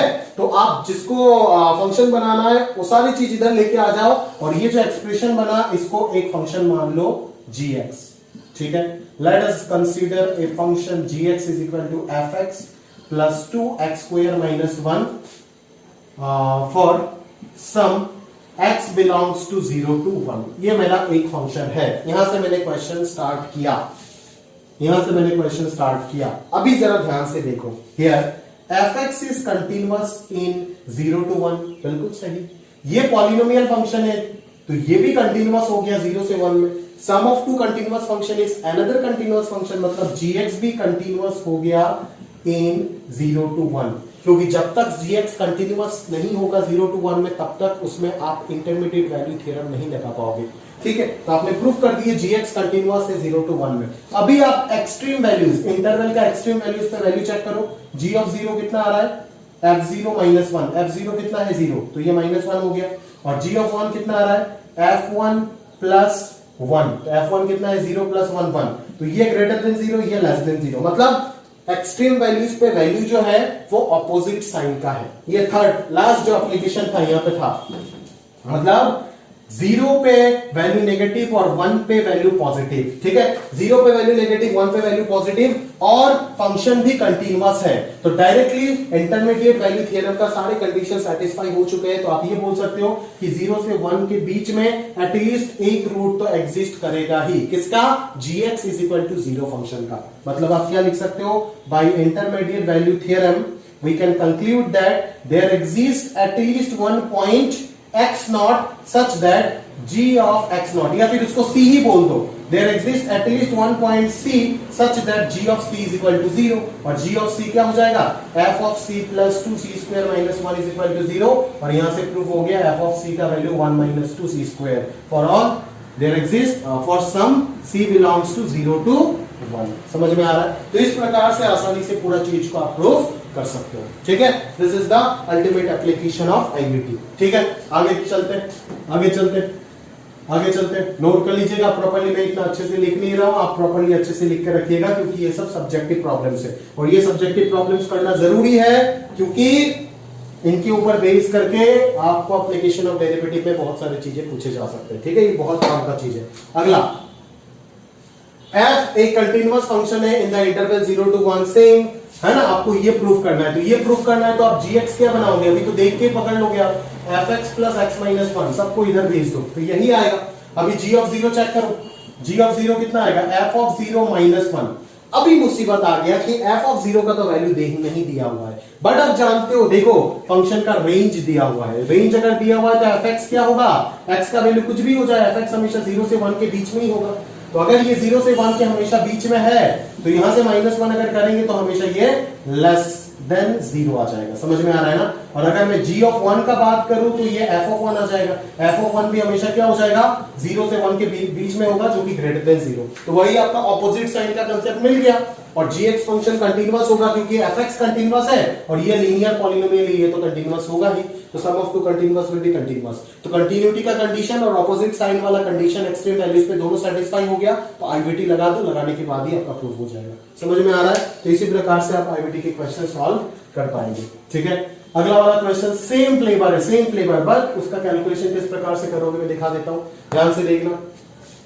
0 से 2 है, ठीक है ना, f0 और f of 2 का वैल्यू इक्वल है, x2 माइनस x1 का वैल्यू, तो g of x जो मानेंगे, है ना, अब की बार क्या मानेंगे, f of x2 minus f of x1 इस प्रकार से होगा, ठीक है ना। तो मैं मान लेता हूं चलो f of x1 minus f of x2, but अब जानते हो कि x2 का वैल्यू 1 प्लस x1 है, तो मैं क्यों ना यहाँ पे x1 x2 हटा करके एक जगह पे x और एक जगह पे 1 प्लस x लिख देता हूँ, खत्म बात, कोई इशू नहीं है। समझ में आ रहा है? अभी fx फंक्शन कंटीन्यूअस है, तो ये भी कंटीन्यूअस, ये भी कंटीन्यूअस, बट यहाँ पे आप ध्यान से देखना, यहाँ पे x का वैल्यू बहुत बच्चे गड़बड़ करके यहाँ पे 0 से 2 कर देते, बट मैं 0 से 2 नहीं लिख सकता, मैं 0 से 1 लिखूंगा, क्योंकि अगर 0 से 2 हो गया तब तो ये 1 से 3 हो जाएगा, फंक्शन डिफाइन ही नहीं होगा, 1 से 3 तो डोमेन पे नहीं है, इसीलिए यहाँ पे मुझे 0 से 1 लिखना पड़ेगा for this to be defined, otherwise ये अनडिफाइंड हो जाएगा अगर मैं 0 से 2 लिखूंगा तो। समझ में आ रहा है ना? तो ये continuous, difference of two continuous will be continuous, तो gx कंटीन्यूअस हो गया। अभी बस ऑपोजिट साइड वाला कंडीशन को सेटिस्फाई कराना है, तो देखो ऑपोजिट साइड वाला कंडीशन क्या होगा, g of 0 चेक करो, इसे इंटरवल में चेक करोगे ना, g of 0 चेक करो क्या आएगा, f0 माइनस f of 1, और इधर g of 1 चेक करो क्या आएगा, f of 1 minus f of 2, ठीक है। आप दोनों को कुछ मत करो, जोड़ दो, दोनों को जोड़ दो, इस प्रकार का एडिशन का कंसेप्ट बहुत ज्यादा जरूरी है, ठीक है। दोनों को जोड़ दो, ये f1 कैंसिल हो जाएगा, f0 माइनस f2 आएगा, और इसके लिए खाना तैयार है, ये देखो f0 equal to f of 2, तो ये क्या आ गया, 0 आ गया, मतलब g0 equal to minus of g1, मतलब एक दूसरे का क्या ऑपोजिट इन साइन होगा, एक अगर पॉजिटिव तो दूसरा ऑटोमेटिकली नेगेटिव हो जाएगा। समझ में आ रहा है ना? क्लियर है? तो ये दोनों ऑपोजिट इन साइन हो गया, ये फंक्शन कंटीन्यूअस भी हो गया, मतलब 0 से 1 इंटरवल में आप आईवीटी लगा सकते हो, नॉट इन द इंटरवल 0 से 2, 0 से 1 इंटरवल में आप आईवीटी लगा सकते हो, और उस जगह पे आप क्या बोलोगे, there exists at least one point x equal to c in the interval 0 to 1 for which g of c is equal to 0, और g of c is equal to 0 का मतलब ही आप जानते हो fc is equal to f of 1 plus c। अभी c को अगर x1 लिख देते हैं तो ये हो जाएगा f of 1 plus x1 that is f of x2। समझ में आ रहा है? और कुछ इसी प्रकार से ये चीज प्रूफ भी हो जाएगा। समझ में आ रहा है? क्लियर है? तो इस प्रकार से आप आईवीटी को अप्लाई कर सकते हो अलग अलग प्रूविंग टाइप के क्वेश्चंस में। ठीक है, आगे देखते, चलो आगे देखते। सिर्फ प्रूविंग नहीं, बहुत अच्छे अच्छे प्रॉब्लम में भी अप्लाई कर सकते हो। ठीक है, आगे देखते, चलो ध्यान से देखते। अगला क्वेश्चन में पूछा जा रहा है x into 2 to the power x equal to 1 has exactly, इतना देर तक एटलीस्ट का फंडा चल रहा था, क्योंकि आप जानते हो कि एटलीस्ट 1 रूट आना जरूरी है, उससे ज्यादा भी आ सकता है, बट अब की बार बोल दिया एग्जैक्टली 1 पॉजिटिव रूट आएगा जो कि लेस देन 1 होगा। तो x into 2 to the power x minus 1 हो जाएगा मेरा नया gx फंक्शन। ठीक है, LHS में लेके आ गया, सब्ट्रैक्ट कर दिया। समझ में आ रहा है? अभी अगर मैं g of 0 चेक करता हूं, एटलीस्ट 1 पॉजिटिव रूट बोला है जो कि 1 से छोटा है, तो यहां से समझ आ जाता है इंटरवल क्या है। अगर आपका रूट 1 से छोटा है और पॉजिटिव भी है, मतलब इंटरवल डेफिनेटली 0 से बड़ा और 1 से छोटा होगा, इसी के बीच में रूट आना पड़ेगा। समझ में आ रहा है ना? तो g ऑफ 0 कितना है आप चेक करो जरा, -1, और g ऑफ 1 कितना है चेक करो, 1।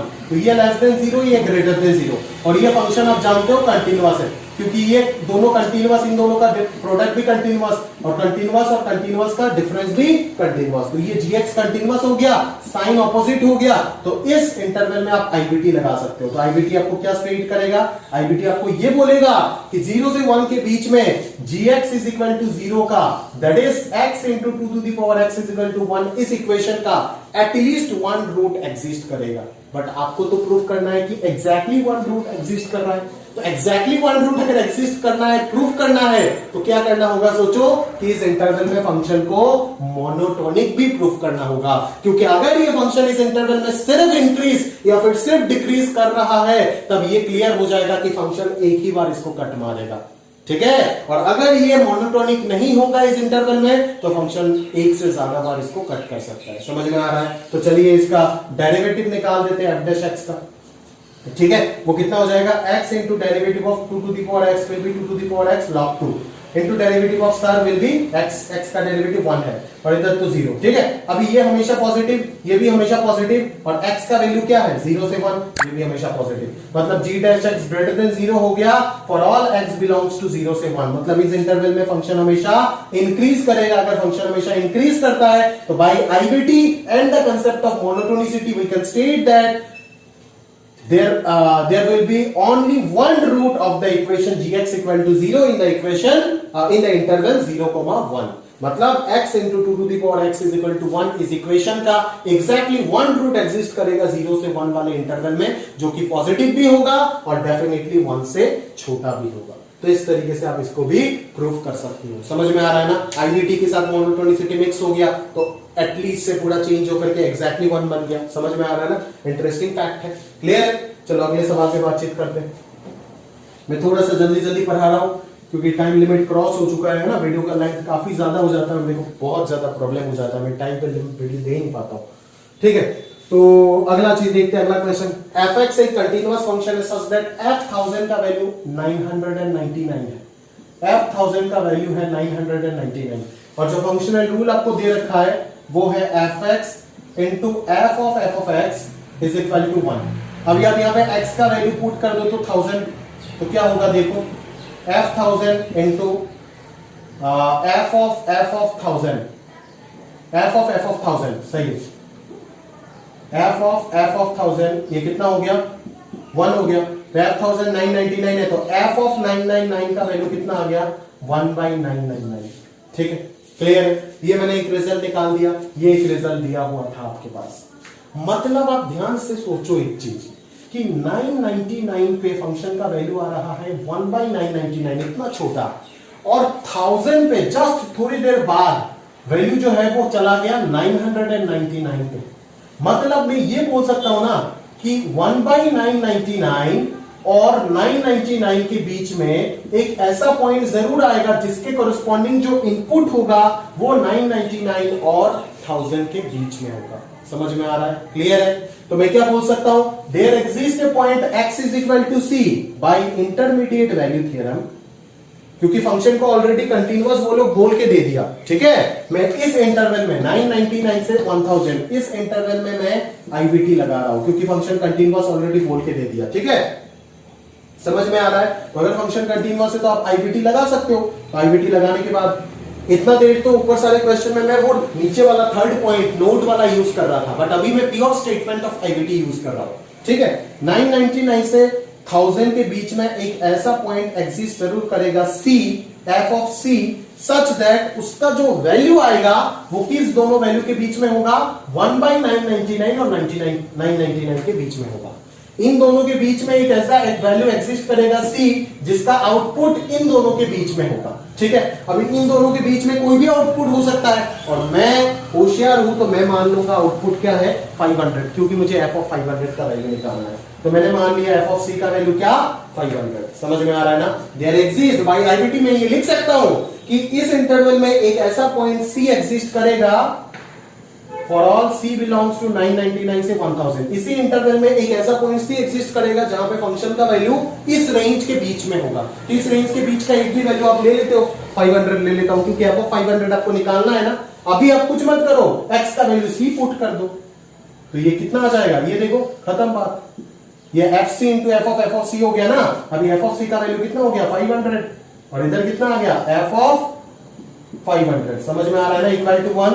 तो क्लियर है कि एफ ऑफ 500 का वैल्यू कितना आ गया 1 डिवाइडेड बाई 500। समझ में आ रहा है ना? तो इसका आंसर क्या हो जाएगा 1 डिवाइडेड बाई 500। समझ में आ रहा है? क्लियर है? तो आराम से आप इस प्रकार के क्वेश्चन सॉल्व कर सकते हो यूजिंग इंटरमीडिएट वैल्यू थ्योरम। ठीक बात है?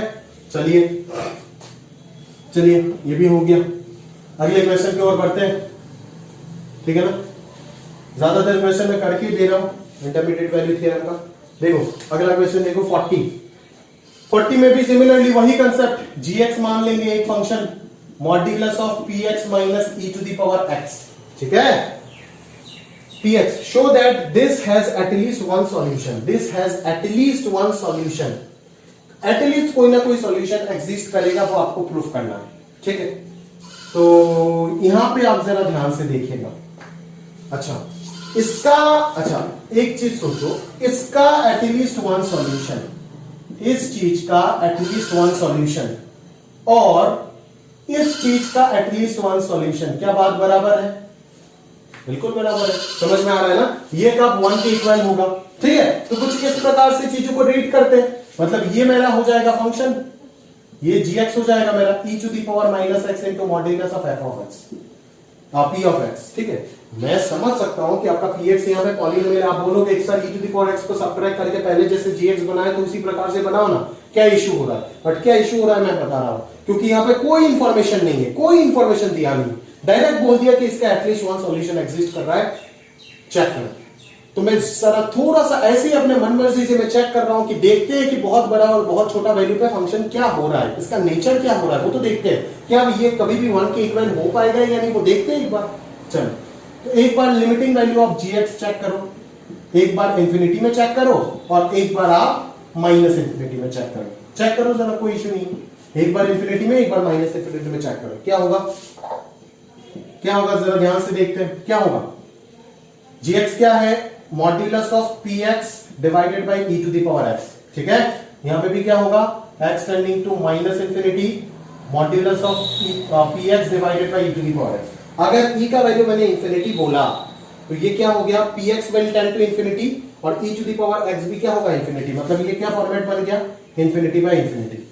और अगर मैं यहां पे बोल दिया इसको कि माइनस इंफिनिटी, तो e to the power minus infinity क्या हो जाएगा, ऊपर चला जाएगा ना, e to the power infinity होके, तो ये क्या फॉर्मेट आ जाएगा, e to the power infinity, और x अगर माइनस इंफिनिटी को टेंड कर रहा है तो मॉड्यूलस ऑफ px किसको टेंड करेगा, प्लस इंफिनिटी को, क्योंकि मॉड्यूलस ऑफ px एक पॉलिनोमियल है, x जितना बढ़ेगा px भी उतना ही बढ़ता जाएगा, कोई फर्क नहीं पड़ेगा।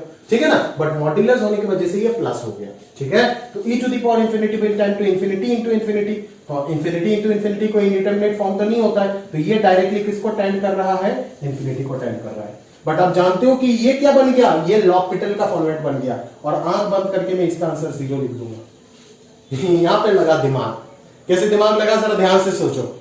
अब लॉपिटल जब भी लगाओगे, मान लो ये एक 100 डिग्री पॉलिनोमियल है, लॉपिटल जब भी लगाओगे e to the power x का डिफरेंशिएशन तो बार बार e to the power x ही होता जाएगा। ठीक है ना, बट ऊपर जो है वो पावर क्या होता जाएगा, रिड्यूस होता जाएगा। तो ऊपर वाला कभी ना कभी रिड्यूस होते होते होते होते होते होते किसमें आ जाएगा, कांस्टेंट वैल्यू पे कन्वर्ट होगा ना। मान लो x टू द पावर 5, उसका डिफरेंशिएशन करते करते कभी तो कभी 5 फैक्टोरियल आएगा ना, 5 into 4 into 3 into 2 into 1, x का डिफरेंशिएशन 1 हो जाएगा। कभी ना कभी तो x खत्म होगा ना, बट नीचे तो कभी x खत्म ही नहीं होगा। तो ऊपर तो समथिंग कांस्टेंट वैल्यू आएगा मल्टीप्लाई होके आंसर, बट नीचे तो हमेशा e to the power infinity infinity हो जाएगा। मतलब मतलब बहुत बार लॉपिटल लगाने के बाद जाकर के ये देखा जाएगा कि ऊपर कोई फाइनाइट वैल्यू आ रहा है और नीचे इनफाइनाइट वैल्यू आ रहा है। तो ये चीज किसको टेंड करेगा, ऑब्वियसली नीचे अगर इनफाइनाइट आ रहा है ऊपर फाइनाइट आ रहा है तो ये तो जीरो ही होगा ना। तो इसका आंसर क्या लिख दिया, जीरो लिख दिया। तो अभी आपको कंप्लीटली अंदाजा लग गया कि जीएक्स का ग्राफ किस प्रकार से होगा। चलो देख लेते हैं। माइनस इंफिनिटी में ये किधर भाग रहा है भाई, इधर प्लस इंफिनिटी। देखो x जैसे जैसे माइनस इंफिनिटी हो रहा है, gx किधर जा रहा है, इंफिनिटी को, मतलब बहुत ऊपर, y का वैल्यू बहुत ऊपर। x जैसे जैसे प्लस इंफिनिटी हो रहा है, gx किधर भाग रहा है, जीरो के ओर भाग रहा है, जीरो। x प्लस इंफिनिटी है तो gx जीरो के ओर भाग रहा है, ठीक है।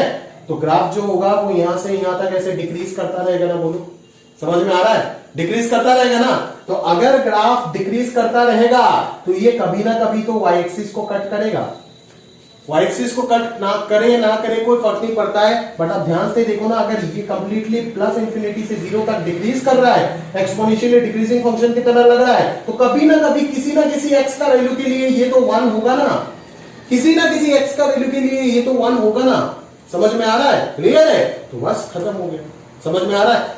ऐसे भी हो सकता है कि ये फंक्शन यहां से डिक्रीज हुआ, वापस इंक्रीज हुआ, वापस डिक्रीज हुआ, बट आप ध्यान से सोचो, अगर ये इंफिनिटी से शुरू हो रहा है और खत्म हो रहा है आके जीरो पे, तो बीच में वो कितना भी इंक्रीज करे या फिर कितना भी डिक्रीज करे, मैं बोल नहीं सकता ये हमेशा डिक्रीज करेगा, बट इतना कन्फर्म है कि बीच में वो कितना भी इंक्रीज करे कितना भी डिक्रीज करे कोई फर्क नहीं पड़ता है, एटलीस्ट एक बार तो वो 1 वाला वैल्यू को अटेन करेगा ना। तो एटलीस्ट एक बार भी अगर वो 1 वाला वैल्यू को अटेन कर दिया, मतलब there exist a single value x for which this function gx becomes 1। समझ में आ रहा है, मतलब एटलीस्ट एक ना एक x का वैल्यू जरूर एटलीस्ट एग्जिस्ट करेगा, जिसके वजह से फंक्शन gx का वैल्यू क्या आ जाएगा, 1 आ जाएगा। और वही तो आपको प्रूफ करना था यहाँ पे, for a non zero polynomial show that this has at least one solution. This has at least one solution का मतलब ही क्या है, e to the power minus x mod of px equal to 1 का एटलीस्ट वन सॉल्यूशन। तो आगे at least one solution proof कर दिया। समझ में आ रहा है ना, ये हो गया एकदम टॉप लेवल का कांसेप्ट, ठीक है, एडवांस के ऊपर लेवल का कांसेप्ट। ये सब क्वेश्चन अगर आप करेंगे तो वाकई आपका फंडामेंटल्स और धीरे धीरे स्ट्रॉन्ग होता जाएगा, ठीक है ना, क्लियर है। अभी चलिए लास्ट क्वेश्चन देख लेते हैं आज के लिए, इसको प्रॉपर्ली नोट करके रखिएगा कॉपी में, ठीक है। चलिए अगला, f(x) is a continuous function such that f of minus x plus f of x is equal to 0। समझ आ रहा है, तो यहां से डायरेक्टली दिख रहा है कि फंक्शन जो है वो क्या है, ऑड फंक्शन है। फंक्शन क्या है, ऑड फंक्शन है। आपको देखो क्या वैल्यू दे रखा है, f of 2 is equal to 3, f of minus 3 is equal to 4, f of minus 1 is equal to 2। तो f of minus x equal to अगर minus of fx है तो f of minus 2 का वैल्यू क्या हो जाएगा, बोल, वो तो माइनस ऑफ एफ ऑफ 2 होगा, माइनस ऑफ एफ ऑफ 2 होगा, तो इसका वैल्यू आ जाएगा -3, ठीक है।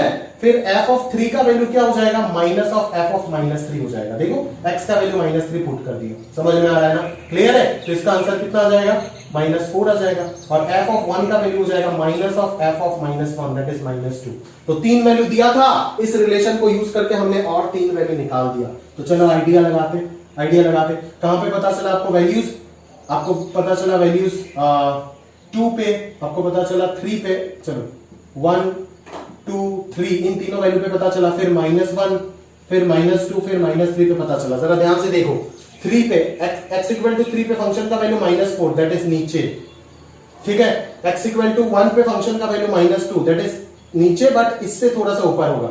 x इक्वल टू 2 पे फंक्शन का वैल्यू 3 दैट इज ऊपर, ठीक है। फिर आप देखो ये x एक्सिस है, फिर x इक्वल टू -1 पे देखो फंक्शन का वैल्यू -1 पे 2 है, -1 पे 2 है, इसके नीचे होगा ये 3 है, ठीक है। फिर x इक्वल टू -2 पे देखो -3, -2 पे कितना आ रहा है, -3 आ रहा है।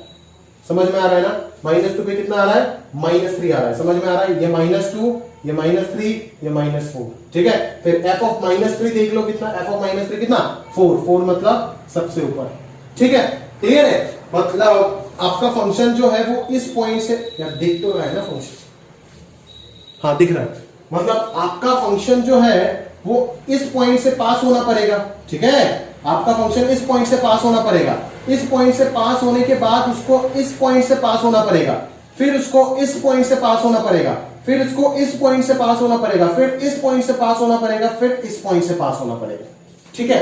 फिर कुछ भी हो हमको नहीं पता, बट इन 1 2 3 4 5 6 इन 6 पॉइंट से पास होने के लिए उसको कितना बार मिनिमम कट करना पड़ा, 5 बार मिनिमम एक्स एक्सिस को कट करना पड़ा। ऐसे भी हो सकता है कि वो यहां से यहां तक, ऐसे भी हो सकता है, मैं दिखाता हूं आपको ब्लैक पेन से, ऐसे भी हो सकता है ना कि वो यहां से यहां तक तो ऐसे आ रहा है, इस पॉइंट से पास होके वापस वो ऐसे ऊपर गया, नीचे आया, वापस वो जाकर के इस पॉइंट से पास हुआ, ठीक है। मतलब इससे ज्यादा बार भी वो एक्स एक्सिस को काट कर सकता है। मिनिमम कितना बार कट करेगा, 5 बार। बोलो क्या बोला है, find minimum number of roots of F X equal to 0। तो मिनिमम एफ एक्स कितना बार कट कर रहा है एक्स एक्सिस को, 5 बार। उससे ज्यादा कितना बार, 50 बार, 5000 बार भी कट कर सकता है, हमको नहीं पता, आगे जाकर के तो पता नहीं कितना बार कट कर पाएगा, समझ में आ रहा है ना। बट कम से कम 5 बार तो उसको कट करना ही पड़ेगा, क्योंकि इन 6 पॉइंट से उसको पास करना ही होगा। इस रिलेशन से हमें ये सारे कंडीशंस पता चल गए। 3 कंडीशन उन्होंने दिए, इसको यूज करके और 3 कंडीशन हमने निकाले। ये 6 कंडीशन से पता चला कि ग्राफ को इन 6 पॉइंट से तो पास करना ही होगा। f of 2 = 3 का मतलब क्या है, इतना दिन से पढ़ रहे हो कि x का वैल्यू जब 2 होगा तो फंक्शन का वैल्यू 3 होगा। अगर x का वैल्यू 2 होने से फंक्शन का वैल्यू 3 होता है, मतलब ये पॉइंट जो होगा वो ग्राफ के ऊपर का कोई पॉइंट होगा, मतलब ग्राफ इससे पास करेगा। समझ में आ रहा है। तो इन 6 पॉइंट से अगर वो पास करता है तो ये 5 बार तो उसको एक्स एक्सिस को कट करना ही होगा, जहां से हमें क्लियरली ये पता चल रहा है कि fx = 0 इस इक्वेशन का एटलीस्ट 5 रूट तो एग्जिस्ट करेगा ही। वही पूछा है आपको, नंबर ऑफ रूट्स तो नहीं पूछा, मिनिमम नंबर ऑफ रूट्स पूछा है, जो कि 5 हो जाएगा। समझ में आ रहा है। तो ये कितना तगड़ा कांसेप्ट था आईबीटी का, आप देख लिए होंगे अच्छे से, ठीक है। अभी उम्मीद करता हूं, और कंटिन्यूअस बोलना जरूरी, अगर कंटिन्यूअस मेंशन नहीं करेगा तो हम ये बोल भी नहीं सकते ना कि एटलीस्ट 1 रूट एग्जिस्ट करेगा। समझ में आ रहा है, क्योंकि ये तो एप्लीकेशन ऑफ आईबीटी था जो नीचे लिखा हुआ था। समझ में आ रहा है ना। जब तक कंटिन्यूअस नहीं बोलेगा तब तक क्वेश्चन में ये चीज नहीं कर पाएंगे, इसीलिए ये कंटिन्यूटी में हम पढ़ते हैं ये थ्योरम। समझ में आ रहा है। इस थ्योरम का वैलिड होने के लिए कंटिन्यूटी जरूरी है, फंक्शन को कंटिन्यूअस उस इंटरवल में होना ही पड़ेगा, अदरवाइज जहां पे ये थ्योरम लगाना चाहते हो उस जगह पे फंक्शन को सबसे पहले कंटिन्यूअस होना ही पड़ेगा, अदरवाइज कोई काम नहीं चलेगा। समझ में आ रहा है ना। कंटिन्यूटी मस्ट बी नेसेसरी, समझ में आ रहा है, for validity of this theorem, ठीक है। तो इस प्रकार से हमने कंटिन्यूटी जो चैप्टर है उसको पूरा कंप्लीट कर लिए। अभी शीट के जो भी रिमेनिंग क्वेश्चन है वो आपके होमवर्क है, आप करो, और एक वीडियो आपको एक और मिलेगा जो कि डिस्कशन वीडियो होगा बेस्ड ऑन कंटिन्यूटी। समझ में आ रहा है ना। तो अभी मैंने पूरा डिस्कस कर चुका हूं मैं कंटिन्यूटी का सारे कंसेप्ट, एक चीज मैंने ओवरऑल पूरा बातचीत कर लिया आपके साथ। अभी आपका मन में अगर कोई भी डाउट है तो वीडियो देखते वक्त आप मेरे को फोन करके पूछो, और वेडनेसडे के लिए उसको तैयार रखना, और उसके बाद आप शीट को सॉल्व करोगे और फिर उसका सॉल्यूशन आपको सैटरडे को मिलेगा। और फिर हम कोशिश करेंगे कि इस हफ्ते को वीडियो थोड़ा सा इधर उधर हो सकता है, बट नेक्स्ट वीक से संडे को ही सारे वीडियो मैं डिफरेंशिएबिलिटी का अपलोड कर दूं, ठीक है। तो आज के लिए यहां तक समाप्त करते हैं सर, अलविदा। पढ़ते रहिएगा प्रॉपर्ली, सॉल्व कीजिएगा अच्छे से, समझने का कोशिश कीजिएगा, एक चीज कॉपी में दिमाग पे नोट, दोनों जगह पे नोट करके रखिएगा, और अगर कोई डाउट है तो सर से कांटेक्ट कीजिएगा, ठीक है। तो यहां तक रखते हैं आज, अलविदा।